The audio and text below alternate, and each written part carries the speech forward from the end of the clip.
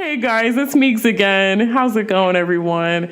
I have here with me Lorraine Valenti. She's a targeted individual. She's done so many incredible interviews on YouTube over the past few months. And guys, her story is absolutely just unbelievable. Her story will knock your socks off. And I wanted to talk to her today because she has had the full gamut. Similar to Paula of Boston, Massachusetts, she's had the full gamut of possible targeting that you could go through. She's had house break-ins. She's had damage to her trees, her plants, her yard, her animals, her antiques, her person. She's had radiation, what seems to be radiation attacks. Just absolutely unbelievable targeting she's gone through. So I wanted to have her on today. We're going to actually talk a little bit about how her targeting is tied to Freemasonry too, and police abuse, and how she's actually had stalking from police officers. And this is just unbelievable because we know a lot of police officers are directly involved in Freemasonry, and you have the Fraternal Order of Police, and they're quite clearly doing secretive things in private, and these things have consequences on real people. There's gang stalking going on with the police, being perpetrated by the police. So, Lorraine, I just want to introduce you real quick. Apart from being a targeted individual, Lorraine is super smart. I've talked to her a couple times before this interview, but she is just the sweetest, smartest lady, just super well-spoken. She has a master's in psychology. She had a focus in abnormal and deviant psychology at that. And I think you studied forensics too, right? Was that part of your master's? I was going into the doctorate program, and that was forensic psychology. But I had to place that on hold because of I had contracted Lyme disease, which I believe is actually, in hindsight, part of my targeting. Yes, I had to place that on hold because it kind of sabotaged 2 years of my life, and it became very, very costly and debilitating. Oh my gosh. Yeah. I think Lyme disease, we can talk about this more too, but I think Lyme disease can be triggered, or what they're calling Lyme disease can be triggered by frequencies. And that's why I believe that we have so many TIs with Lyme now. It's just unbelievable, or the symptoms of Lyme. But anyway, I just want to quickly say that you are just an upstanding person in your community, and this is why your case to me was so unbelievable. Based on your resume and what you've told me and what I've heard from Ella's interview and Ramola's interview, you have done 6 years of service for your community, including caring for a feral cat colony. And you do this just out of the joy of caring and helping for loving animals. And you seem to be such a sweet person. And this is what makes you a prime target, I think. Makes you a prime target when you're good and you do things for the better good and you're not being paid for it. These corrupt people, they're greedy. These are pathological. They're malignant narcissists. They have psychological problems, many of which have undiagnosed personality disorders, some of which are also addicted to drugs and alcohol. Of course, they'll never admit it, but, many of these people are. They do it behind closed doors, and, that's, a lot of times you don't know that about an individual. These are the dysfunctional people, the people that are targeting us. It's merely a projection of all that they are not. They're projecting it on all the spiritual people, all the good people, the homeopaths, the naturopaths, the holistic doctors. Look at how many of them, quote unquote, committed suicide. What, are you kidding me? They were suicided. They were set up. They place false notes, false flags, and of course nobody's going to question it. Right. But this is the way our society has become, and it's an atrocity. I can't even believe this is happening in my lifetime, and that it's not only happening to me, but hundreds of thousands of people, tens of thousands of people in this country, many of which are completely unaware of it. Right. But yeah, I provided 6 years of community service. I was first, involved in the local Alcohol and Drug Alliance Committee, and then I was actually elected into becoming the chairperson, and I was a chairperson for a year. Mm-hmm. Overlapping that, I had went through, a 3.5-year long divorce, and that appears to be a trigger for the local government and the people who are watching to target somebody, because then when you're divorced, you're single and alone, right? Unless you're remarried and have somebody living there. A lot of times when people are divorced, they obtain the marital home. Mm-hmm. And I was one of those people. I bought my ex-husband out of the house, legally and rightfully. It's in my name. It's not shared with anybody. And they look at that. They're like, oh, okay, well, why would we target some 20 or 30-year-olds? They've got student loans and debt and all that stuff. Let's target the 50 and 60 and 70-year-olds because they've got assets. Right. That makes so much sense. And I've noticed that looking through a lot of testimonies online of targeted individuals, I really don't see many people my age, like in my 30s or younger. There are a few, but it really seems to be heavy in the single female, in middle age to older single female category that they like to go after. But you said, I think in the interview you did with Frank from the Targeted Massachusetts conference call, you have that recorded. I'll put that in the description box for you guys to check out. Oh, good. That's important on the topic of real estate mobbing. Mm-hmm. You said in that discussion that you had sustained over $300,000 in damages to your house, your yard, and I think you said that's not even including your car, what they've done to your car. That's not even including my car.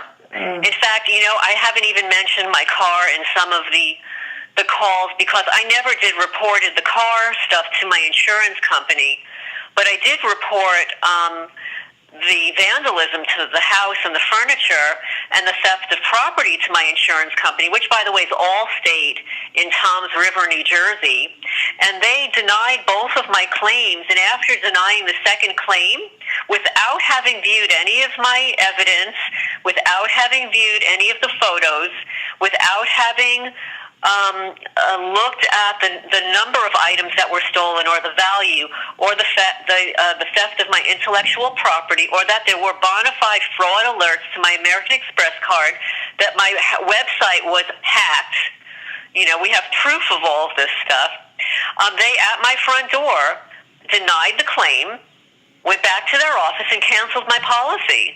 Oh, my gosh. But when I confronted them about, well, what were you doing at the local police department prior to being at my house? The guy was dumbfounded. Like, how did you know that? Well, because somebody saw you walking into the Manalapan Police Department. What were you doing there prior to coming to my home? Couldn't answer me. This is absolutely nuts. Yeah, so that's something that really interested me about your testimony. You said that policemen have come to your house. You've reported damages to your house.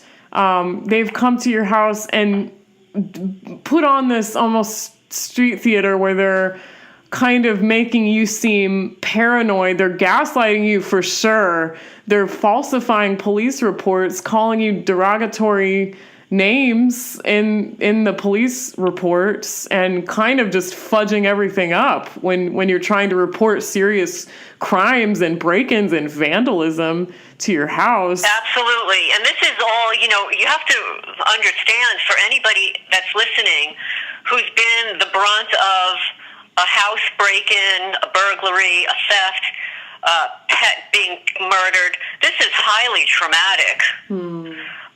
It's very traumatic, and you expect that when you report the crime that you're going to be not only validated, but it's going to be reported accurately, because the primary responsibility of a police officer is not only to protect people and property and uphold the Constitution of the United States, but when they report an incident, they are supposed to report it exactly as they're told. Without opinion. They're not supposed to add things.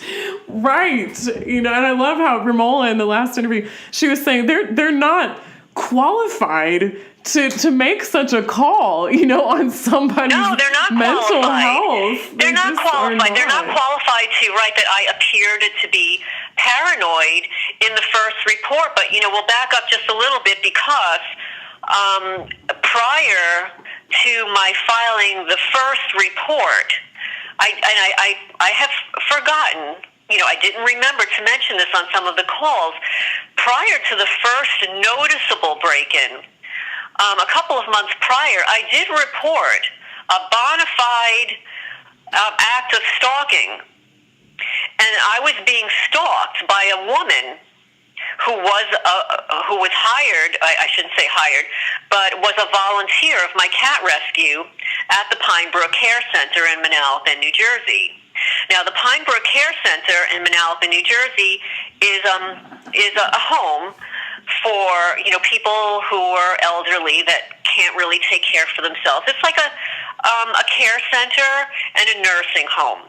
Mm-hmm. So the fourth job that I took, working at night, and I'm not ashamed to say that I was actually cleaning floors and cleaning an office there, cleaning their rehabilitation center to make money because my ex-husband stopped paying alimony and child support, and my daughter was young at the time. It was the fourth job, and I met a very lovely therapist there who had a little secret that she was caring for the cats on the property. But she was older, had some back problems as well, and was going to be resigning, in a couple of years. So I started to help her care for the cats around the property, and I would do the trapping and caring for them, and she would donate some money to help, because I didn't have any money to help, at that time. But then when she retired, I kind of took on the responsibility, and then an older man, a retired man, whose elderly in-law was at this care center, and I kind of joined forces and were caring for the cats together.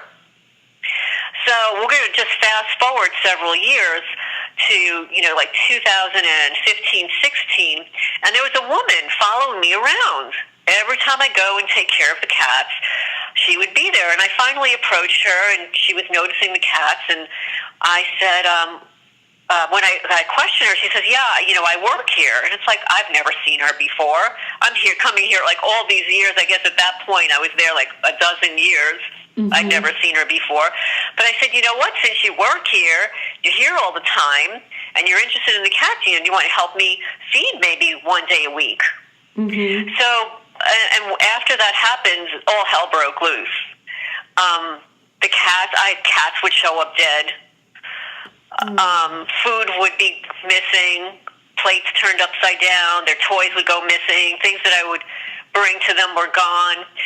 So I found her going there on off times, off days, and I did have another couple of volunteers, and she was showing up on their days to volunteer, but not telling me. So she was doing all this sinister stuff, weird times of the day, and I caught her on camera. I had trail cameras there. Oh, wow. Yes, and I caught her on my trail cameras photographing things, and being there at like 8 o'clock in the morning, waking the cats up. These are outside cats. They have their houses. They've got their routine. But she was doing something on a regular basis to upset the flow. And I noticed that the cats that would normally never go into the parking lot were suddenly going onto the parking lot. I'd find food spread out on the floor of the parking lot to draw them to the lot. And this all happened after I agreed to have this woman help. And I was like, it was a very difficult situation because, you know, how do you get rid of a volunteer who's working right there? Right. So, yeah, I contacted the director, who I'd been friends with, who's a really good person. Actually, it was his idea to install the cameras. You know, as long as they didn't focus on the parking. Yeah. But then when I caught one of his employees, who I found out is not really an employee of the center, she's an employee of a service that provides employees to the center. So there was no reason for her to be there. None. Wow. Absolutely none. So it's like you kind of had to invite her in to the cat call. You know, like you had to open the door to invite her as a volunteer, you know, for things to really spiral out of control. Well, you know, what I discovered is she's a perp. Yeah. She's a perpetrator. Mm-hmm. You know, she was working for the other side. Yeah. Basically. And the reason some of my cats were disappearing is she was meeting with these other two rescue groups and giving my animals to them. Oh, and I know this for a fact. Mm-hmm. I know for a fact because they were trying to adopt some of them out on a website called Adopt a Pet. That is so interesting. So it's like animal trafficking. You know? It's absolutely animal trafficking. Without a doubt, it's animal trafficking. So here you have, these are animals that I've cared for, I've spent money on, that were healthy, beautiful animals, part of families and stuff, and they were stealing them.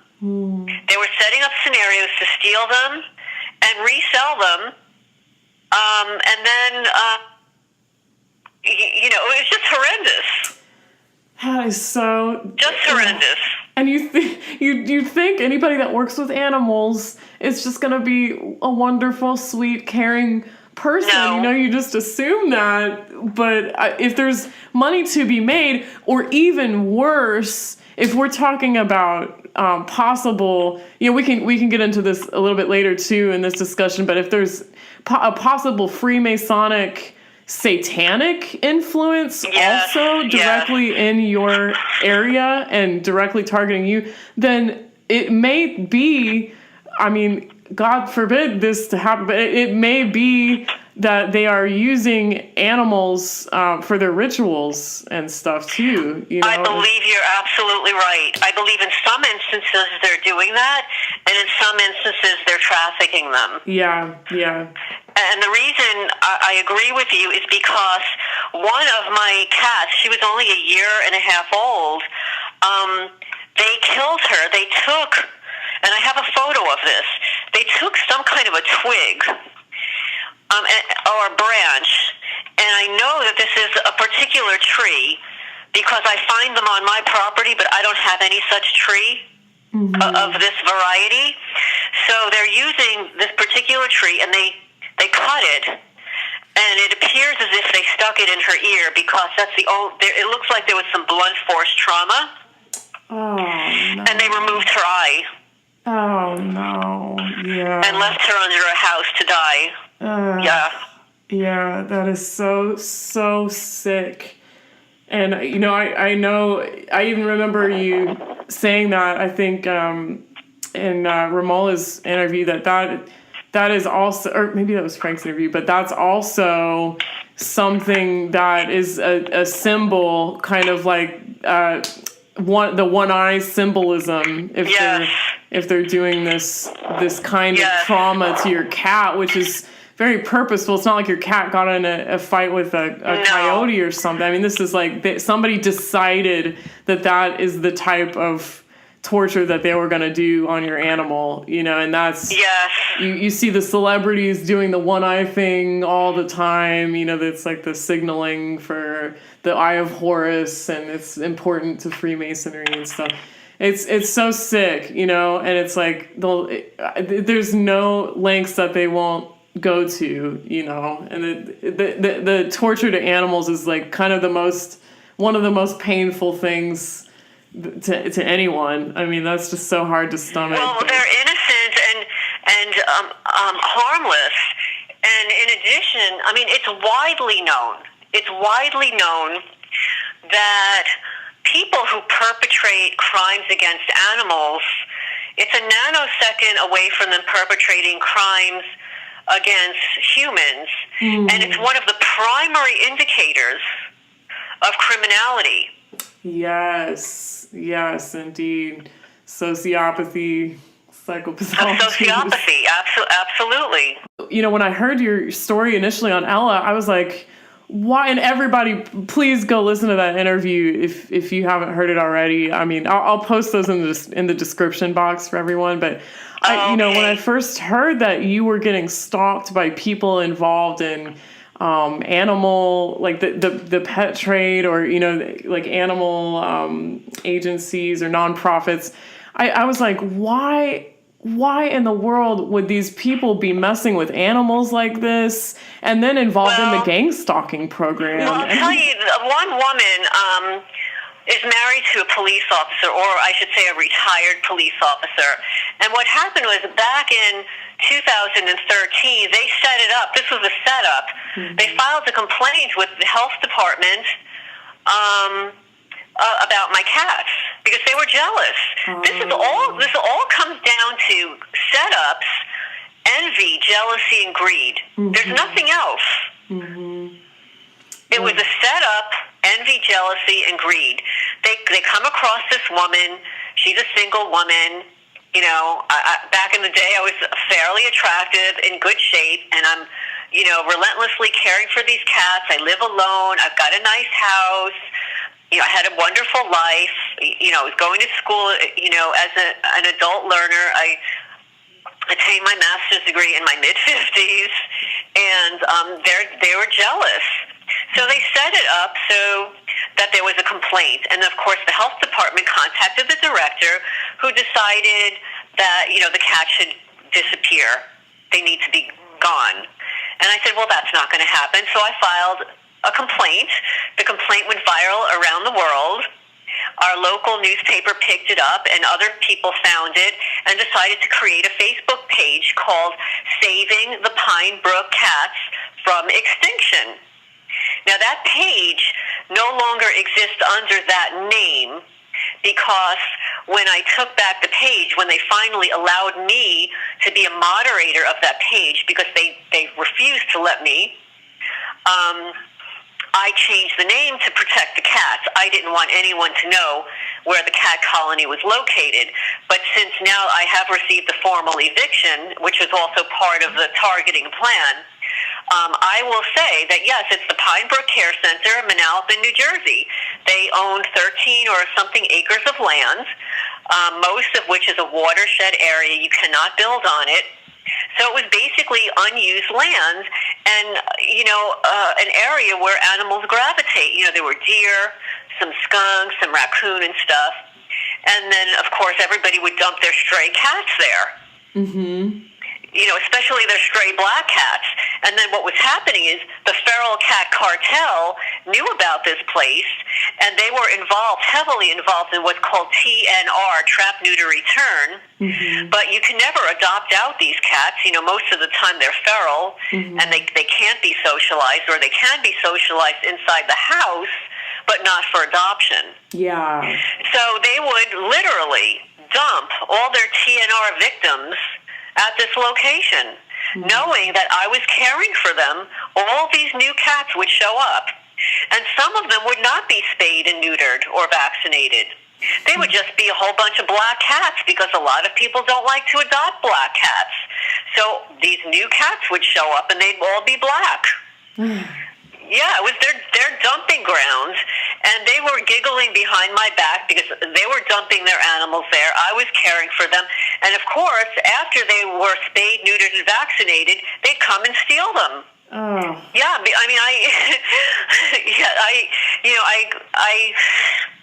I can't even believe this, happens, but it is. And the reason it happens is because they have connections in all the right places. Mm-hmm. One is married to a police officer. The other one is in a relationship with an attorney who's part of a network of attorneys who allegedly donate their time for pro bono animal rescue work. Mm-hmm. But of course, when I contacted them to help me, they decided to instead give me a cease and desist letter from harassing their client. Yeah, everything kind of appears to be a little connected here. It's all connected. I would say, and another friend of mine, she's the one who labeled it the feral cat cartel because it's a group of five separate entities that are working together. One is a national group, mm-hmm. and then you've got the group of attorneys, and then you've got the three local groups. Mm-hmm. One is a coalition. It's an umbrella organization that protects the smaller nonprofits under them, some of which actually don't have nonprofit status, but they use this umbrella to claim that they are.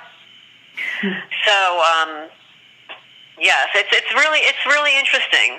And the reason I know this about the coalition is because I applied as a newly formed nonprofit who hadn't received the nonprofit status yet. It takes 9 months to a year once you apply. Mm-hmm. So during that time, you're not legally permitted to fundraise.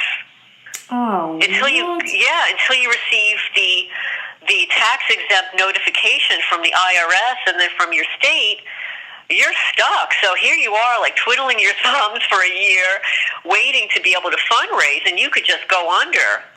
So this coalition, this umbrella coalition, kind of protects people going through that process, but they refuse to allow me in. So I was already blacklisted from these other groups, and I want to mention that the woman who's married to the police officer,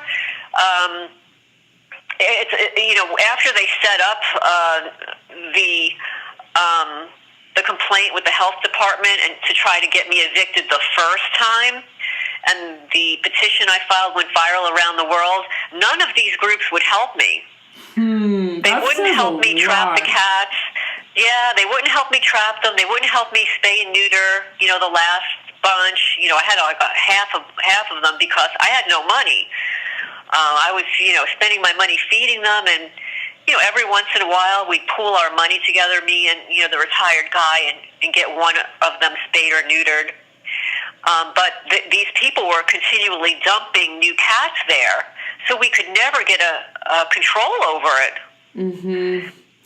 So it was a complete setup. But anyway, this woman, when she found out that this Facebook page was created, Saving the Pine Brook Cats from Extinction, and that I was getting worldwide attention, she took the opportunity to fundraise on behalf of my cats, but I never saw the money.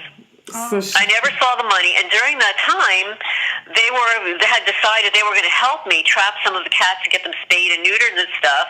Mm-hmm. But they killed a bunch, and then stole one of them right out of the veterinarian's office. Yeah, I remember you saying that on Ella's channel. That is just absolutely nuts. I honestly, I just can't help but think this whole time, it's like, why is there such an interest? Because with your gang stalking, with your targeting, such a big part of it is them poisoning and slow killing your animals, or just targeting your animals specifically. And I cannot help but think there is some kind of satanic level to this, where they are getting off on killing pets for some reason. Like they don't want to help these. They don't want to help, and it seems like they go to great efforts to block people who actually really do want to help the cats, but they want to have this woman and the coalition she's a part of, they want to have complete control over this source of animals, that they may be tapping for very nefarious reasons, for their satanic rituals, or just for trafficking, like you said. But I just can't help but think, with all this other stuff that's going on, that you're saying that they're not somehow kidnapping and using these animals for whatever satanic crap they're doing. But right. If you wouldn't mind, can you tell me, because I'm just speaking about this, assuming some people have already listened to your previous testimonies, but for anybody who hasn't listened to a testimony that Lorraine's done, can you kind of go into what is going on at your house, Lorraine? Like, what kind of signs and symbols you're seeing that would make us kind of think that more nefarious cult type, organizations were involved? Yeah, because I want people out there listening who maybe are listening for the first time or whatever. This stuff really kind of creeps up on you. A lot of unusual things were happening in my life that, of course, I take notice of it, but then just go on with the rest of my life. But then these odd occurrences were happening closer and closer together.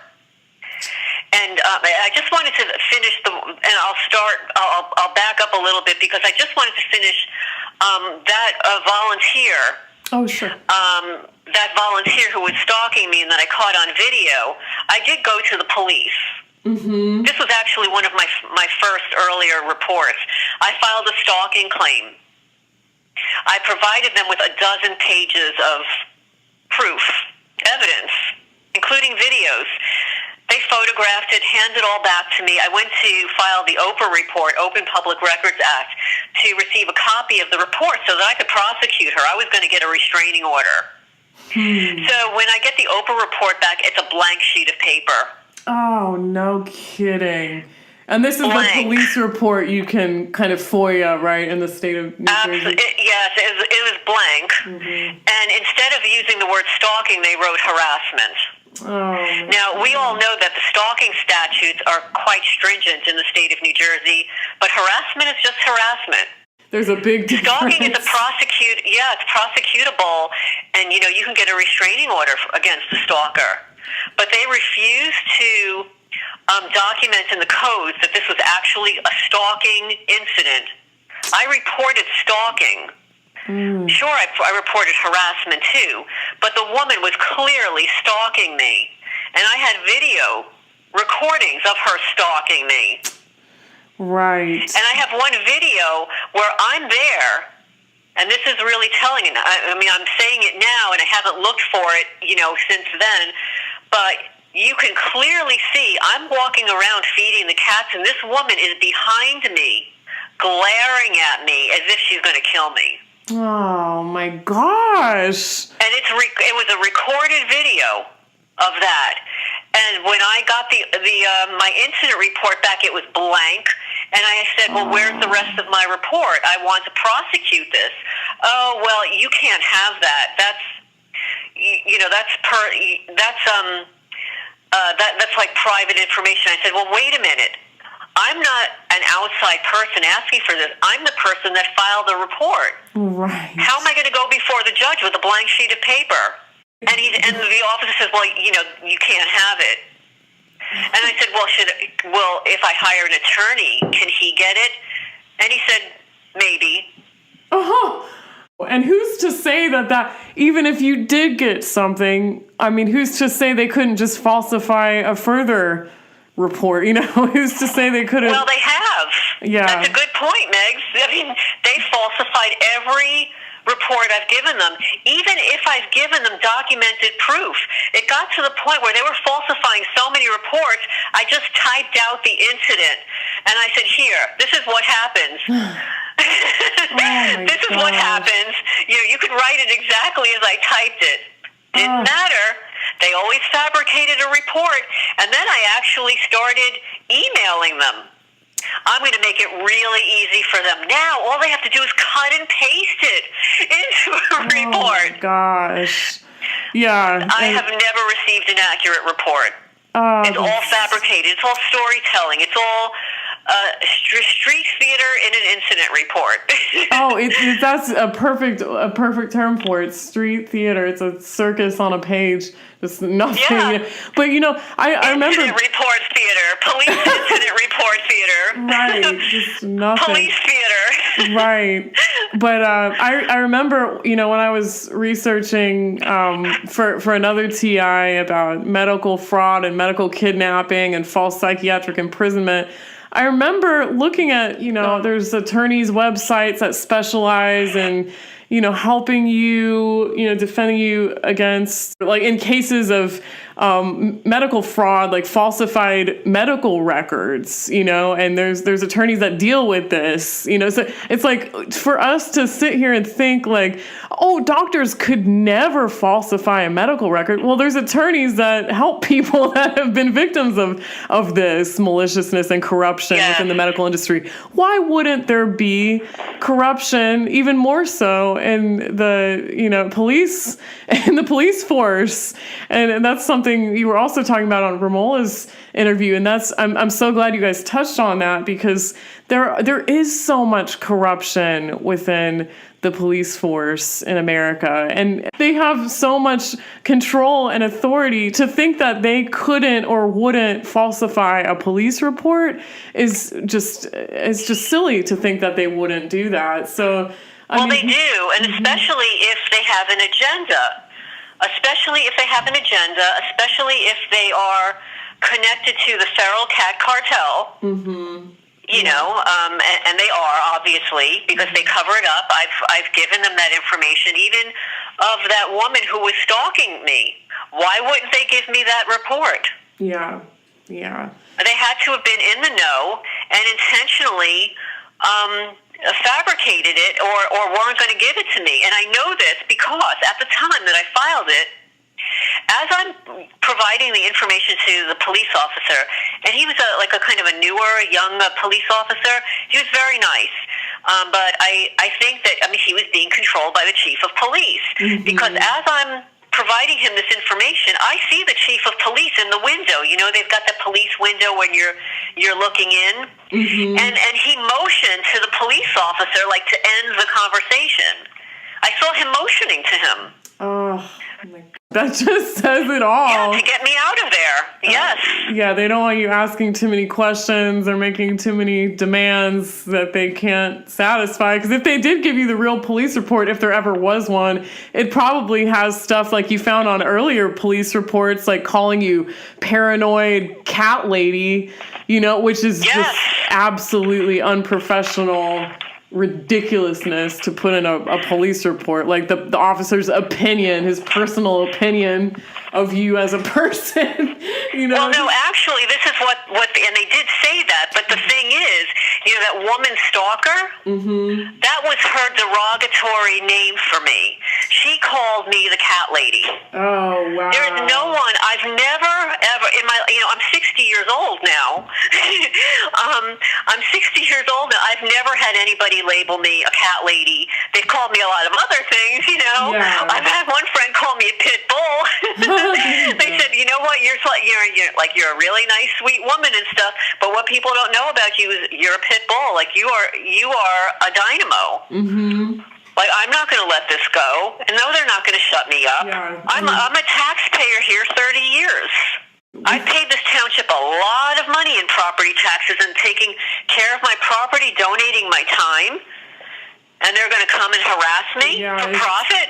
It's just nuts, We should not have to kowtow to the police force or any police department. They're working for us. Ultimately, we're footing the bill for them. They serve us. What? And I've said this before. It's like, you know what? We all have to join together and remind the police that they are still public servants. Yes, absolutely. They're public servants. Their salaries, in a large portion, come from my property taxes. Mm-hmm. Mm-hmm. Yeah, it's not martial law just yet, where it's like fascist police roaming the streets. I mean, we're about there, but I mean, they're still supposedly working for us. But if you wouldn't mind, going more into the damages, the insanity that's happening at your house for people who So, basically, people were coming into my house and stealing things, vandalizing it, poisoning my house, and moving things around for a very long time before I ever suspected that there was an outside person doing it. I mean, like most people, we live very busy lives. Everybody forgets to do something sometimes, or they don't pay attention. You just don't pay attention. And in my adult life, I returned to school, flying back and forth to visit my daughter, taking care of animals, taking care of a house, work, all this stuff, having the symptoms of Lyme disease for the 2 years. I mean, my life was very hectic and busy, so you don't always pay attention to everything. Like, you'll notice it, but you dismiss it. My mind, it was like this cognitive dissonance where I would notice things not in the right place, and it's like, I definitely didn't put that there. But my mind never went to, somebody else was in the house. Like, I wasn't getting freaked out about that. Mm-hmm. But then one day, the light was shining in the addition portion of my house that has a beautiful hardwood floor, vaulted ceiling, skylights, and I was taking the time to pause, and I noticed, now this is a room that's not trafficked. I generally wear socks in the house, and when people come in, they have to take their shoes off, and so I noticed when the light was shining in, my floor was so scratched. When I bent down to look at it, it's like, this is not a natural scratch. This was intentional scratch, like scribbling back and forth. I saw faces, like little faces. I have photographs of all this stuff. And they actually gouged it out. It's like they had a pick and went in the grain of the floor. And it's like, oh my goodness, like, how did this happen? How did this happen? And I noticed also all of the brass handles in my house were all tarnished or chipped. And there's only me living here. Only me. Mm-hmm. And I take very good care of my things, and, I'm not hard on, I weigh 100, like 8 or 9 pounds, so it's like I'm not hard on things, and I'm not banging things around. It's like, how did this stuff happen? How did this happen? You're not having sumo wrestling matches in your house. No. And then, in preparation of moving, of placing my house on the market for sale to move, I replaced all the shades in my house. These pretty pleated shades. Mm-hmm. And I noticed they all had holes in them. Mm-hmm. And then I noticed all these screens that I replaced, in preparation to move, sell your house. I replaced, and I'm here almost 30 years, so I've only replaced the screens like 1 or 2 other times in that time, but I replaced all the screens, and screens had holes in them on windows that I never opened. That's very thorough, weren't they? Oh, it's worse than that. I mean, I've replaced half of the windows in the house because of the damage they did to the windows. They cut the sealer. There's like a caulking sealer around the window that keeps it in and keeps the air out. They actually opened my windows and cut the sealer around every window in the house. It's just ridiculous. Oh my gosh. I mean, just... There are X's on my walls.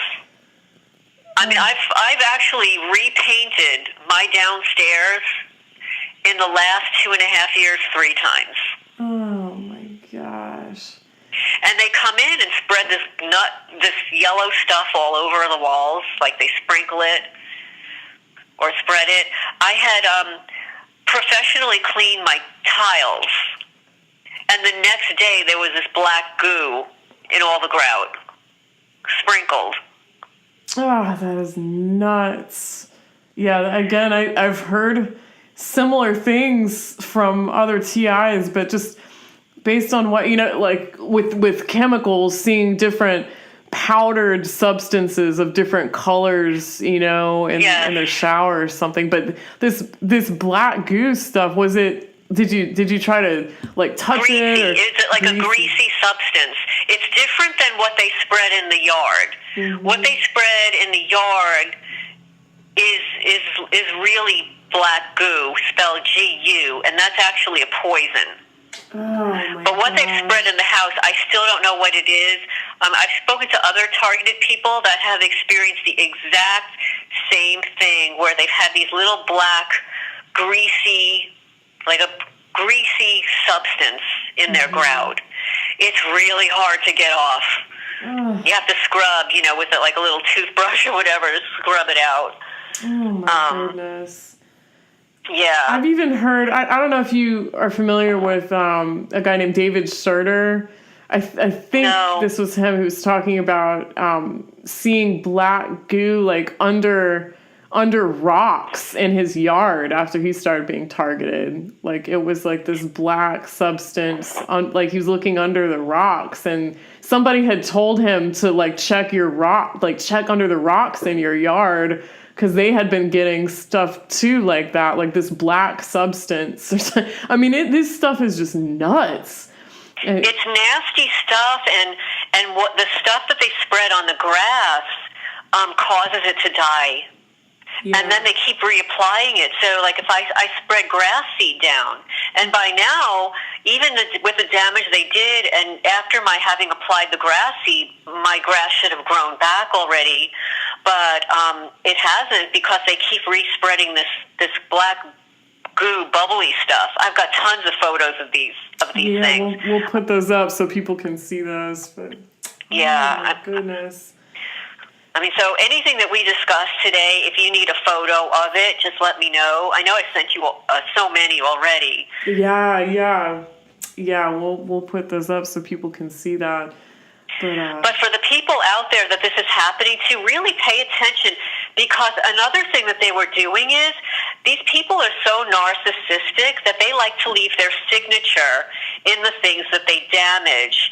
So you actually have to go around your house, one, with a black light when it's dark, and go around everywhere, even your light switches. Go look at your light switches, your baseboard, your walls, all of your furniture, and just check everything out. But they damaged all of my books. Now, obviously, as an adult learner, and I like books. Mm-hmm. I know a lot of people today, they're doing the Google searches and stuff, but I still like my hard books, and they've damaged every one of my books. I probably have over 600 books. And they took great pains to either fold the pages back, use marker on or break a binder, pour urine on books, blood. What else have they done to the books? Oh, they scribble. They do scribbling, like indentation. So if you hold the book on an angle, I know this is going to sound like, like sci-fi, but this is where you collect your evidence. Mm-hmm. Because a lot of it is not to the naked eye. You take a photo of it and then blow up the photo, and you'll see their signature in it, and you'll see that all over your house. If you take enough photos and blow them up in different lights and different angles, like my coffee table. My coffee table is like, I was going to sand it to get rid of all the stuff that they did to it, but I'm keeping it because this is my evidence. Your evidence, I have dozens of photos of this, what they did to this table. So they have their signatures in it. One of the signatures that they use around my house is it looks like or resembles the symbol for pi, the mathematical pi. Mm-hmm. Oh. So it's embedded in my dining room furniture, my coffee table, the car dashboard, multiple other places on books. Then there's, Masonic A, the triangle, it looks like a triangle with a line in it. The square they and invented that in compass? my antique furniture. Oh, wow. Was it, so that's the symbol with, usually looks like the G in the middle and the square and compass? Or is it a different one? Well, that's one of their symbols. Another symbol is the triangle, because they do things in threes. So when they pour urine around your house, if you find it in one place, you can rest assured it's in two more places that you haven't noticed yet. Oh my gosh. So this A symbol, can you describe that to me a little bit more? It's a triangle. It's a triangle with a line going through it. Okay. Oh, so you have the triangle. So you've got the point of the triangle, at the top, and then you've got the base, with two points, and then you have a line through it. So it almost looks like the letter A. Oh my goodness. I haven't really seen that symbol or heard of that too much. I'll send it to you. Yeah. But I know anything triangular would reference stuff like the Illuminati and the secret society. The Freemasonry loves to use triangles and things, so that doesn't surprise me. But I haven't really heard of one with the line going through it like that. But that's so interesting. It's not. I don't think it's only that. I do believe that whomever they have hired to harass me is involved in some very black magic and some witchcraft. Right. I'm medical. In addition to my formal education, I've delved very heavily into metaphysics. As I mentioned, astrology, numerology, and the tarot. So I'm very familiar with that kind of form of symbolism. So in seeing what they're doing to my property, it's beyond voodoo. This is satanic witchcraft. Yeah. And it's just so clear to me too, just that anybody would bother to do these kind of symbols and to, sign their work with symbols like this. It's just, this isn't normal or even on like a serial killer level. This is like straight up black magic, satanic type of stuff where you're getting bodily fluids in with it, like urine and blood and whatever else. But you did. They use pus also. It's disgusting. Oh my gosh. That's nuts. Pus, blood, urine, and they actually had human feces in my yard last year. And when I called the police officer, and I actually had a witness, at the time I was pressure washing my house, and it was that morning the pressure washer guy shows up. We go into my yard and we witnessed it together. There were like 5 or 8 piles of human shit in my backyard. Oh my God. All clumped together. So when I called the police to document it, the police was almost giggling, and he said, "Oh well, it looks like a dog." I said, "I don't have a dog," and my gates were locked. Somebody jumped my gates. Probably a gang of police officers. I'm just going to say for the record. And that's what they did. And the thing is, I didn't know what was going on back then. Like now, like fast forward, people are saying, "Oh, well, did you get samples? Did you test it?" And it's like back then, I didn't know what was going on. I didn't know I was a targeted person. I just wanted the stuff gone. I had my pressure washer guy there, and I had him just like pressure washer it away, into the soil. But in hindsight, what can I say? I didn't know what was going on. I didn't know to test it or save it. Right. And you probably just, when something that traumatic and bizarre happens to you, you almost like dissociate from it when it happens, you kind of just don't want to dwell on it, I'm sure. Just get rid of it. Yes. And especially since it happened in succession with the eviction of my cat colony, and this was all part of it, is when I finally did receive a formal eviction. And this is why I know that the feral cat cartel was involved, because I had a relationship with the director there, and even if he wanted me gone, he would have just pulled me aside and said, "Hey, Lorraine, it's not working. you're going to have to go. Right. But that's not what happened. Another law firm contacted me with an eviction notice, and she was spewing things in the notice that had nothing to do with anything that goes on there. It was like a whole pack of lies. And also, it was a female with an Italian last name. Now, as soon as I saw that, and she's like a criminal lawyer, a female with Italian last name, in a location that was further away. Now, I will say that, on behalf of the care center, the owners there are quite religious. They're Jewish. And they pay attention to the Sabbath, and they don't work beyond a certain time on Friday. Very, very religious. And they tend to only hire, in their close network, their own kind. There's no way they would ever hire a female Italian attorney. Ever. They just wouldn't. They would hire their attorneys, whomever their close attorneys are. So this attorney was hired by the Feral Cat Cartel to evict me, and they probably paid for it.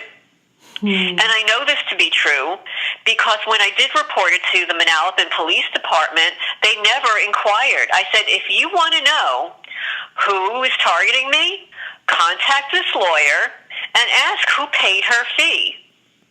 And I remember the detective at the time just kind of looked at me like he knew I knew.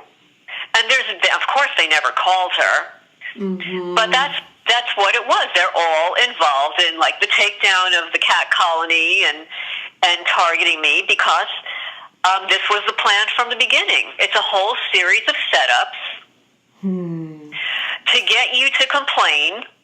Yeah. To get you, and while they evicted my cats, of course I wasn't going to leave them there. And for all the animal lovers out there who understand and who've cared for cats that live outside, they're not really adoptable animals. I mean, some of them might be, but it's going to take you 9 months, a year to socialize them. And then they might only be socialized to you and to your house. I have animals living in my house that I can't touch. And these were the animals that were living outside that I refused to leave them there. It's not their fault. I wasn't going to leave them there, so I trapped them. And while I was trapping them, they were in my house vandalizing it. And I'm going to say for the record, because this is going to be the first time I've said this on the air, I believe, that the woman who threatened me in writing, the one who illegally fundraised for my cats, kept the money, who never reported it, and at the time actually did not have a bona fide 501c3, who to date has refused to provide me with a copy of her 1099s. A 1099 is a tax form that all nonprofits are required by law to file. She's never provided them because at the time she was not a bona fide nonprofit. But she threatened me in writing, threatened me over the phone, and I just kind of lost my train of thought. You said you were going to say this for the first time on air, that this woman...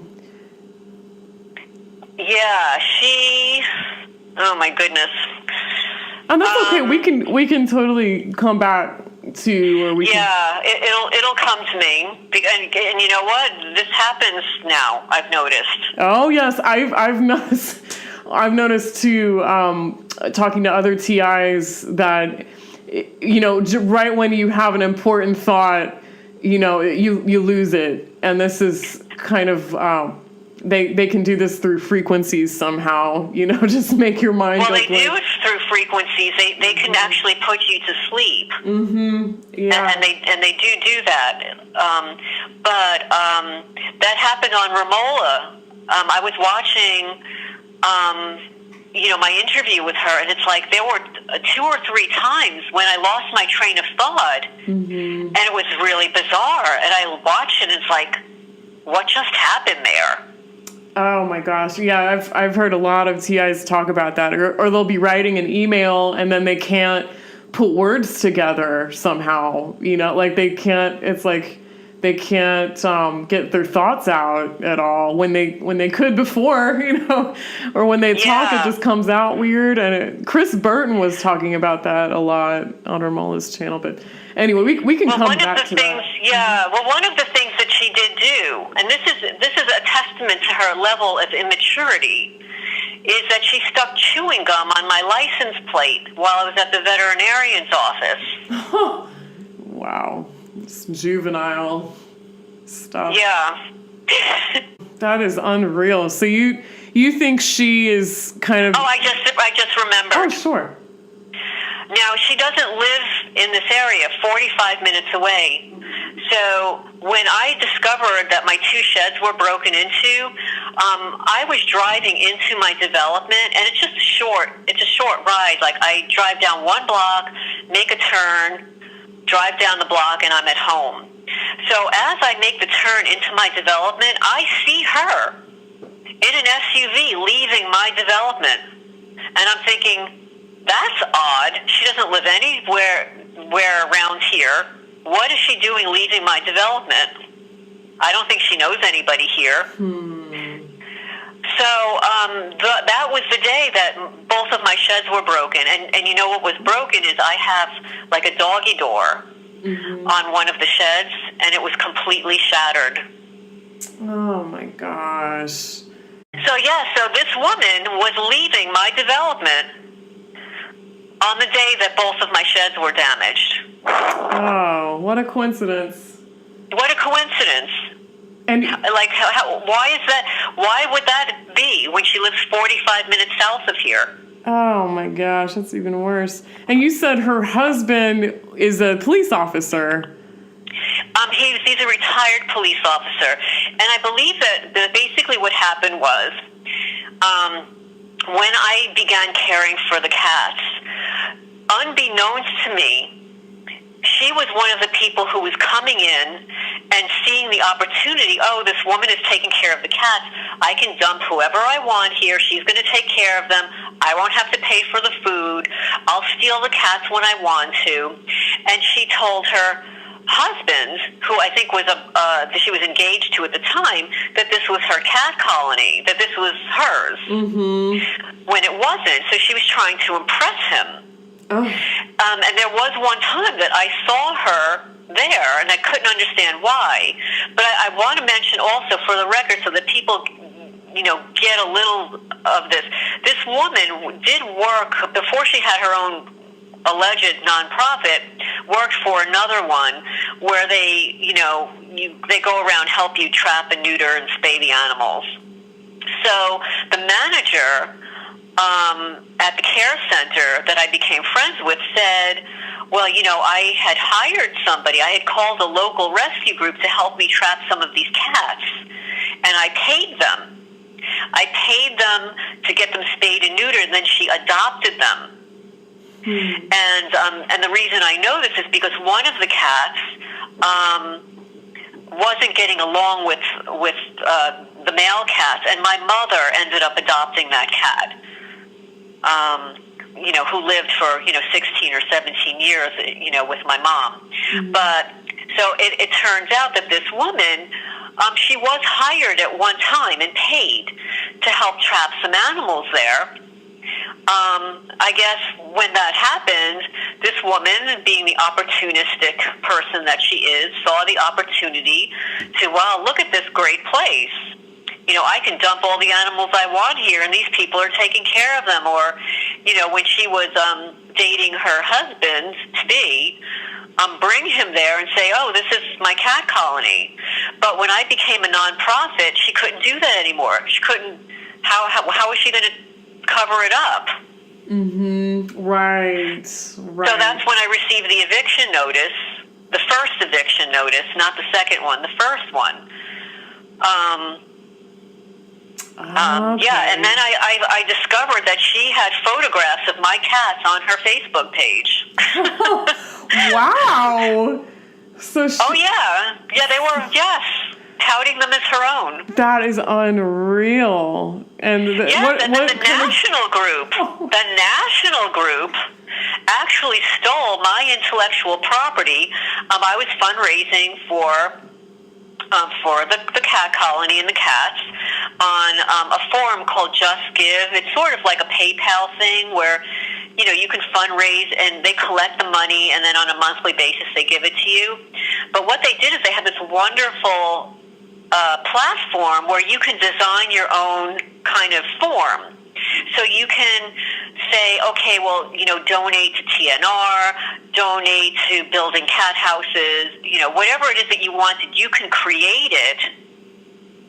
Mm-hmm. And then have a donation amount and stuff like that. So that entire format, my format that I created, was stolen by this national organization and put it out in their direct mailing campaign. Oh, wow.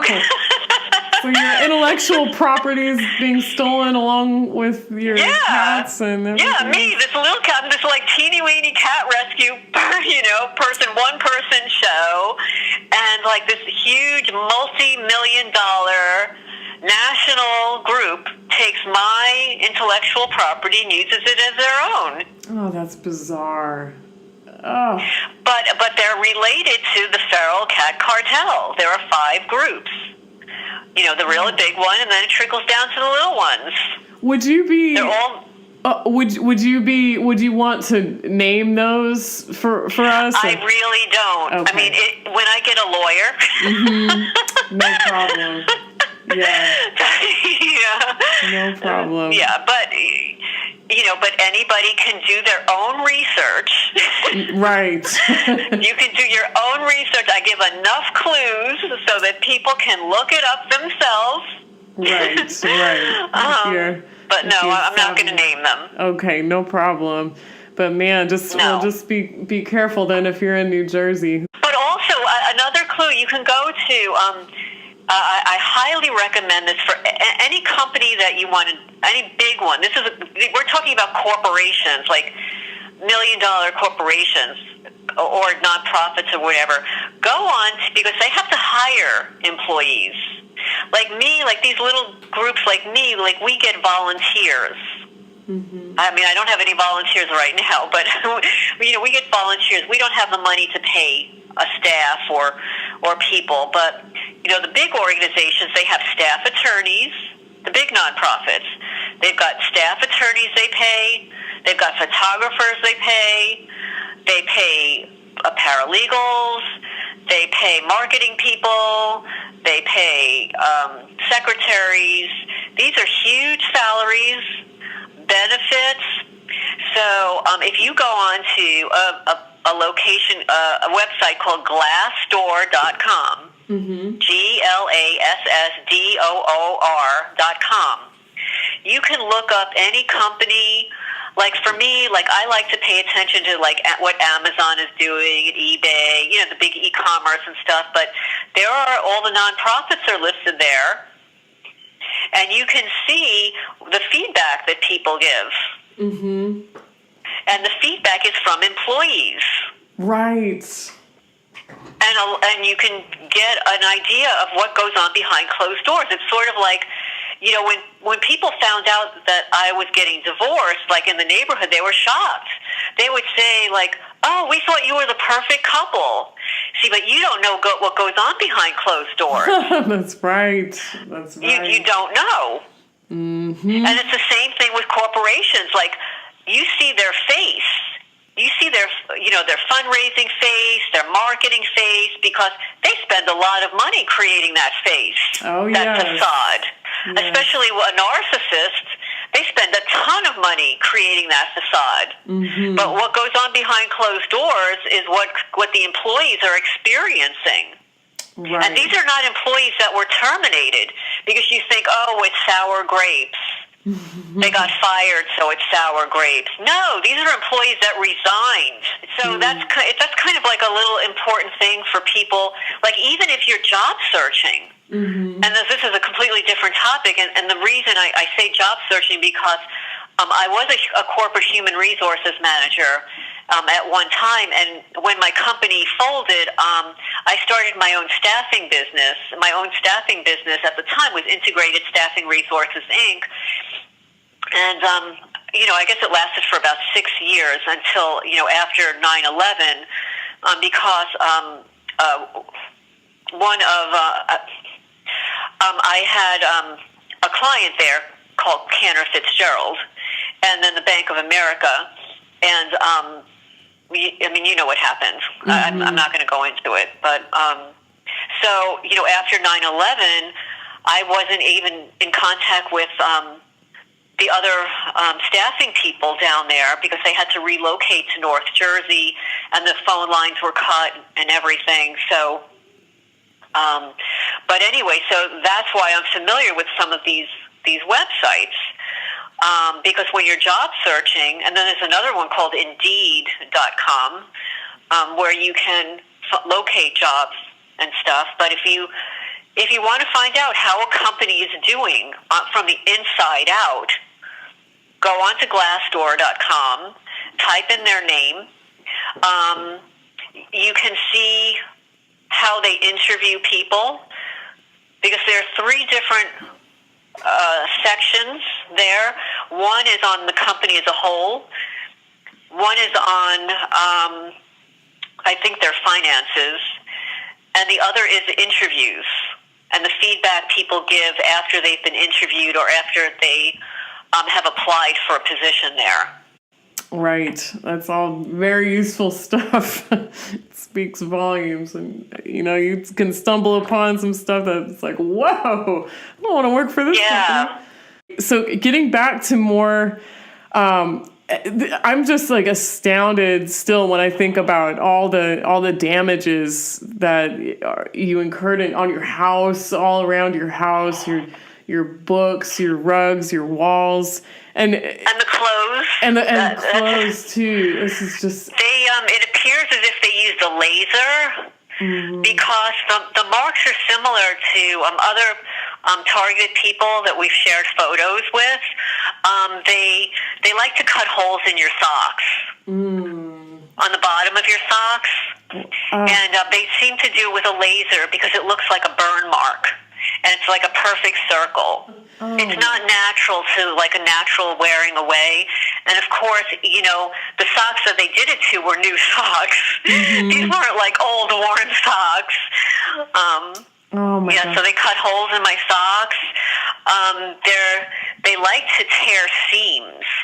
So they'll go into your clothing, and suddenly you'll see like, this is odd, like my sleeve, the seam has come loose.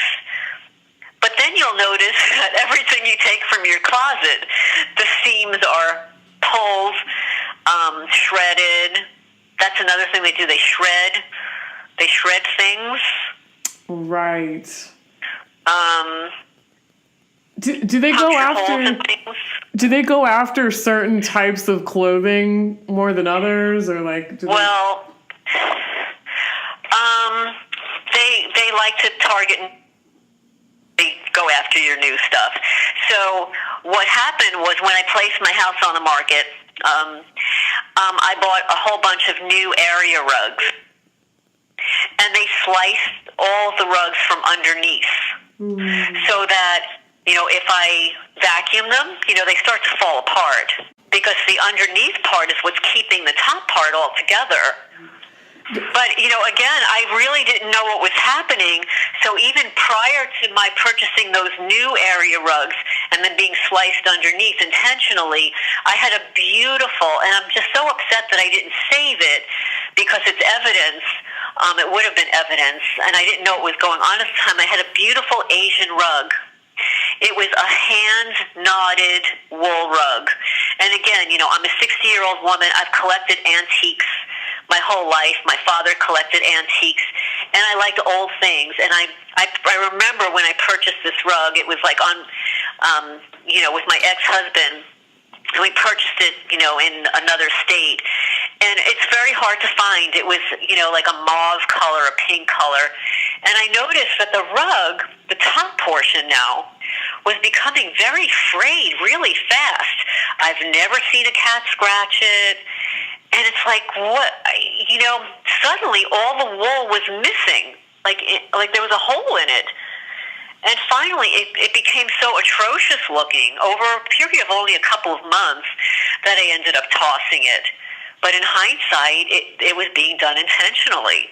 Oh, it's just so striking to me too. When I was listening to your one of your other testimonies, it was just like what they like to use. You were saying was the X, like to X you out. Like the like target. X is all over the place. I have an X on the side of my house. That X is on the walls. Some of them I tried to fill in. They have X's like on the bracelets that I'm wearing now. I don't even know how they did it, unless they did it while I was asleep, or if they're able to target it while I'm in the house. But I have a triangle embedded in my copper bracelet. I didn't put it there. Oh, they did it on your. They did it. Wow. Yes. So more with the triangles again. And you know what? This is just almost giving me chills, because a woman I interviewed before said she had she was being targeted, and she had bed bugs form triangles on her wall.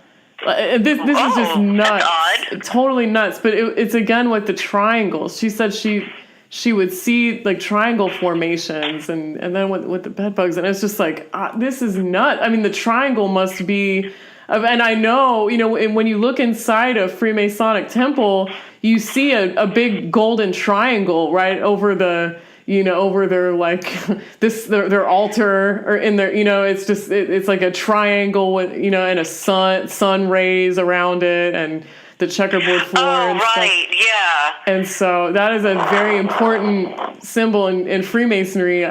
So that's why, I can see. And did you say also that they were doing overt Freemasonic square and compass etchings into your stuff, or was that just a ring that you found?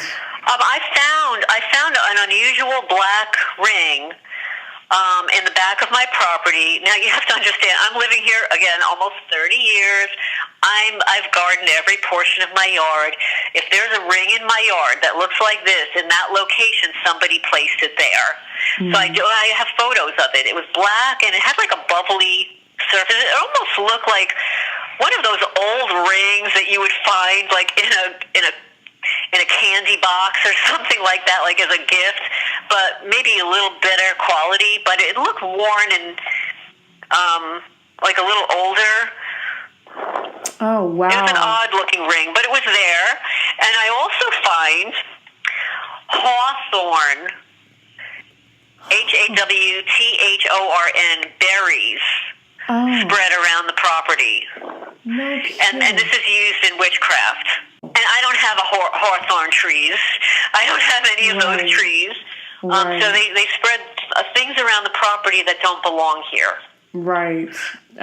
This is just absolutely insane. And, studying Freemasonry myself, and victims, listening to testimonies of victims of satanic ritual abuse, it gets so nuts, but they are very much, they include bodily fluids in their rituals, like urine, like feces, like blood. And that's what they do. They do rituals around that stuff. And to hear that they've been dumping urine and putting human feces in your yard and stuff like that, it's just like, we are dealing with, everybody wants to know who's behind gang stalking in general. And I'm thinking like, well, darned if it's not these like black magic cult secret society organizations like Freemasonry. People like to laugh about it for some reason, like it's not a real thing. But looking at what you're presenting, it's just like these, we know symbolism is very important to these people involved in black magic and stuff. And, yeah. But I also think in addition to that, are the Satanists, and they appear to have a very strong presence in our country these days. I was like absolutely appalled to see a news article that they erected a Baphomet a statue, Baphomet. Mm-hmm. You know, Baphomet is that they worship to this. It's like a half of a bat. It's this disgusting creature. It looks like a bat. Yeah, it's a transsexual goat god with a goat. Yeah, a goat bat. Yeah. It looks like, if anybody's familiar with the tarot, it's the devil. It's the symbol of the devil in the tarot. You know, it's a bizarre creature. But, you know, I think that some of what's going on around my property is not just Freemason stuff. I think it's involving Satan worshipers. Right.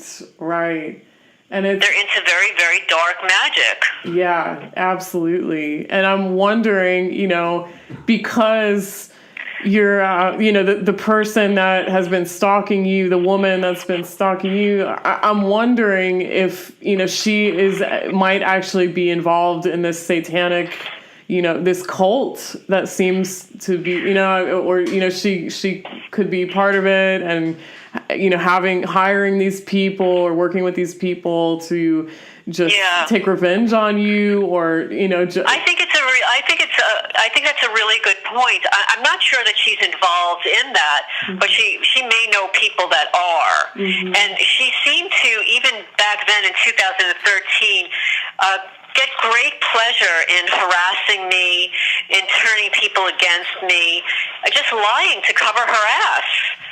Because she was the one that was performing illegal activities, and she needed to cover it up somehow. And of course, if you're married to a police officer, you know, he wasn't questioning her, and she's obviously lied to him about, you know, the cat colony being hers, and she had to cover it up.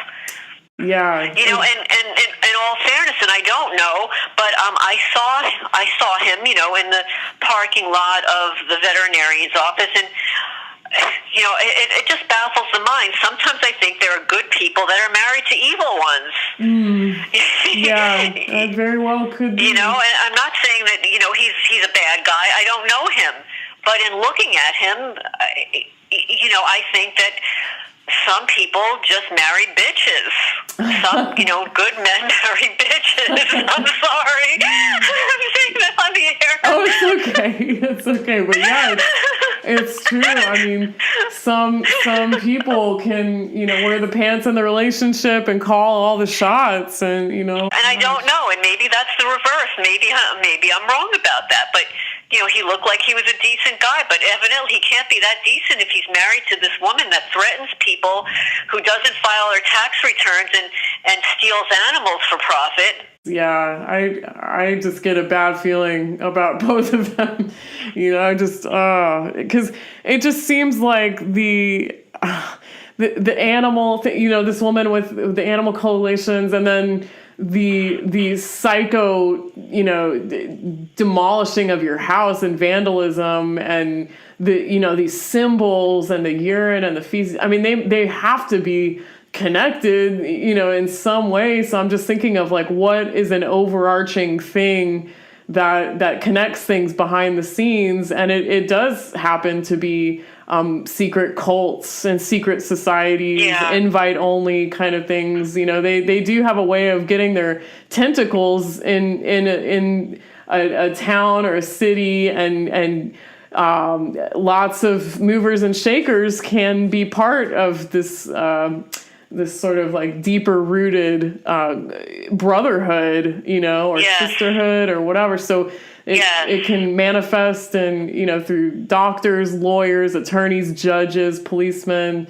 and we know this, you know. So it doesn't surprise me that you're saying all this, but it's just, you know, I think a lot of people are searching for answers about this program, and you know, just on my channel, I just want to always kind of bring it back to, you know, like, there is signs of the occult in so many cases of targeting and, you know, just evil going on. And so I that is a topic that is not always, you know, people are kind of sensitive to that, and they don't always want to address it so much. But I mean, with your case, it is just unbelievable. And you said Another one of the symbols that they do is a Y, almost like a Y, like an X. Yes, and a Y. yes. What they do is, if you look at a tree, the branches will form out, often in a Y. But what they do, and they're not always my trees, but they might take it from somebody else's trees, and they point the Y towards the base of a tree that they're targeting and that they're destroying. Mm-hmm. And they do this every night. Every night. Like, I was on my property this morning, and they were all around, like, the burning bush shrubs in front of my house, and I picked them all up and threw them away. Sometimes I photograph it, sometimes I don't. It's just overwhelming. So, yeah, I threw them away today, but they're wise. But I do have photos of this where I picked up one day, there were like 16 of these Y-shaped twigs or branches or whatever embedded in one shrub. Oh, wow. So at the base. Yeah, and the reason I found it is because I was trimming it for the fall, for the winter. And this is the type of shrub that you can pretty much cut to the ground. So it wasn't cut completely to the ground. I cut it maybe about 6 inches above. And I noticed when I got down there were all these Y branches embedded. And I lifted up about 16 of them. Oh, like specially cut so they look like a Y and yes. They're placed at the base of your shrubs. This is why I'm asking people who are listening who have property, or if you live in an apartment building and you have shrubs around there, just go take a look and see what they're doing, especially if you own property. If you have a house and you have a yard, a front yard, a backyard, and you notice that maybe your trees are deteriorating or your shrubs are, just pay attention to, things that are placed around them. Most people are maybe not like me, are tending to the yard. Some people have somebody else do it, or just not interested. Or they don't pay attention to the fact that their trees are dying, or don't care, or just think that, this is happening naturally. But it's not. This is actually happening across the country. I've spoken to other women who've contacted me privately that don't have pets, that also have urine spread in their house. It's like, at first I thought, they want to make it look like my cats are doing this. Mm-hmm. They want to turn me into, they call me the cat lady, who by the way, and I mentioned that stalker woman, she's the only person that's ever called me a cat lady. But the fact that the police, were so derogatory about it in an incident report, I think it's appalling. And I do want to mention for the record, when an incident report is filed with the police department, they generally post it somewhere in their police blotter. Like, they log it into the police blotter, but not one of my incidents ever made it to the police blotter. Not one. Oh, that speaks volumes right there. That's just because you had so much happening to you and so much damage to your house. Over $300,000 worth of damage to your house, and it's crazy. Not even and how do you place a dollar amount on a murdered animal? Oh, and how do you place a dollar amount on a piece of furniture from the 1800s that's one of a kind? That you'll never find again. That was in mint condition prior to them destroying it. Yeah, absolutely. And then how do you place? Well, of course, this is going to be, when I finally get into a courtroom. But for all the years that I didn't sell my house because of this. Right. Property taxes, the deterioration, the wear and tear on my house, my body, my health. How do you put a dollar amount on that? And now and then there's, of course, the libel. Whenever they print something that is false and spread it around, it's libel. Right. And now you probably have CPTSD from all this trauma you're going through. I mean, well, I'm, certainly, I don't sleep as much. I mean, not that I never had great sleep habits in my life, but, they're a little bit worse now. Mm-hmm. I'm more hypervigilant. Yeah. And you said, so when you do get sleep, I remember hearing on Frank's call, you said, this is just nuts. Sometimes when you do get sleep, you wake up with stuff like an X mark on your stomach. This is kind of serious, and I was really alarmed. I woke up with an X etched in my stomach, a red X on my stomach. I've had indentations in my forehead. Now, I'm a back sleeper, and if I'm sleeping just 4 hours, how am I going to get this weird symbol embedded in my forehead while I'm sleeping on my back? Oh my gosh. What was the symbol? I have no idea what it is. It looked a little like a squiggly line or a question mark or something weird like that. And then I'll be walking around the house and they're slicing my hands. I've got cuts on my hands. Oh no. They cut the tips of my fingers. They just show up on This is sick. Oh no, Lorraine. It's craziness. And I know that stuff that they're spreading around my yard is poisonous because on the times that I'm not wearing gardening gloves, everybody does this. You go in your yard, you see something, go to pick it up, your hand brushes on the dirt and stuff, and you wash your hands a little bit. And then I've noticed that there's a little bit of necrosis of the skin on the fingertips that touch that dirt. Oh, so I contacted my local health department because this is a serious matter. Whatever it is they're doing to my property leaches into the groundwater. Right. So this is like an environmental issue now. And I heard somebody on a call, I believe it was last night, stating that, we all need to be, if we own homes and this is happening, we need to contact the EPA, the Environmental Protection Agency, and have somebody come out here. But of course, they can send somebody that's corrupt who's going to write an inaccurate report, but at least it's documented. Right. And you said this is really nuts. You said one time you woke up with a indentation, like a needle puncture. I had a needle mark in my right arm. Oh my! I did, and my friend witnessed it.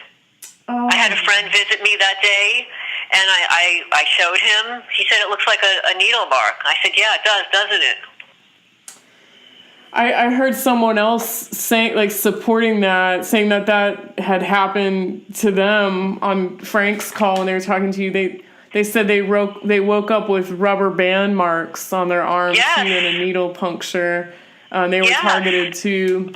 And it's just like, how do you even? There's just no words. How do you know what was in there? What were they injecting you with? This is just horrifying. This is absolutely. I've had other things happen, and I've been hesitant to even discuss this kind of stuff because I'm focusing on the things that I can prove. Right. The things that I can prove are the damage to my house. I can prove that my pets were murdered. I can prove that my trees have been damaged. I can prove these things. Right. Right. Other than showing you the photos of my body and people saying, "What the hell is that? How did that happen?" Right. I can't really prove it. I've woken up with scratches all over my back. Oh, that is just nuts. At first I'm thinking, okay, is this stigmata? Yeah.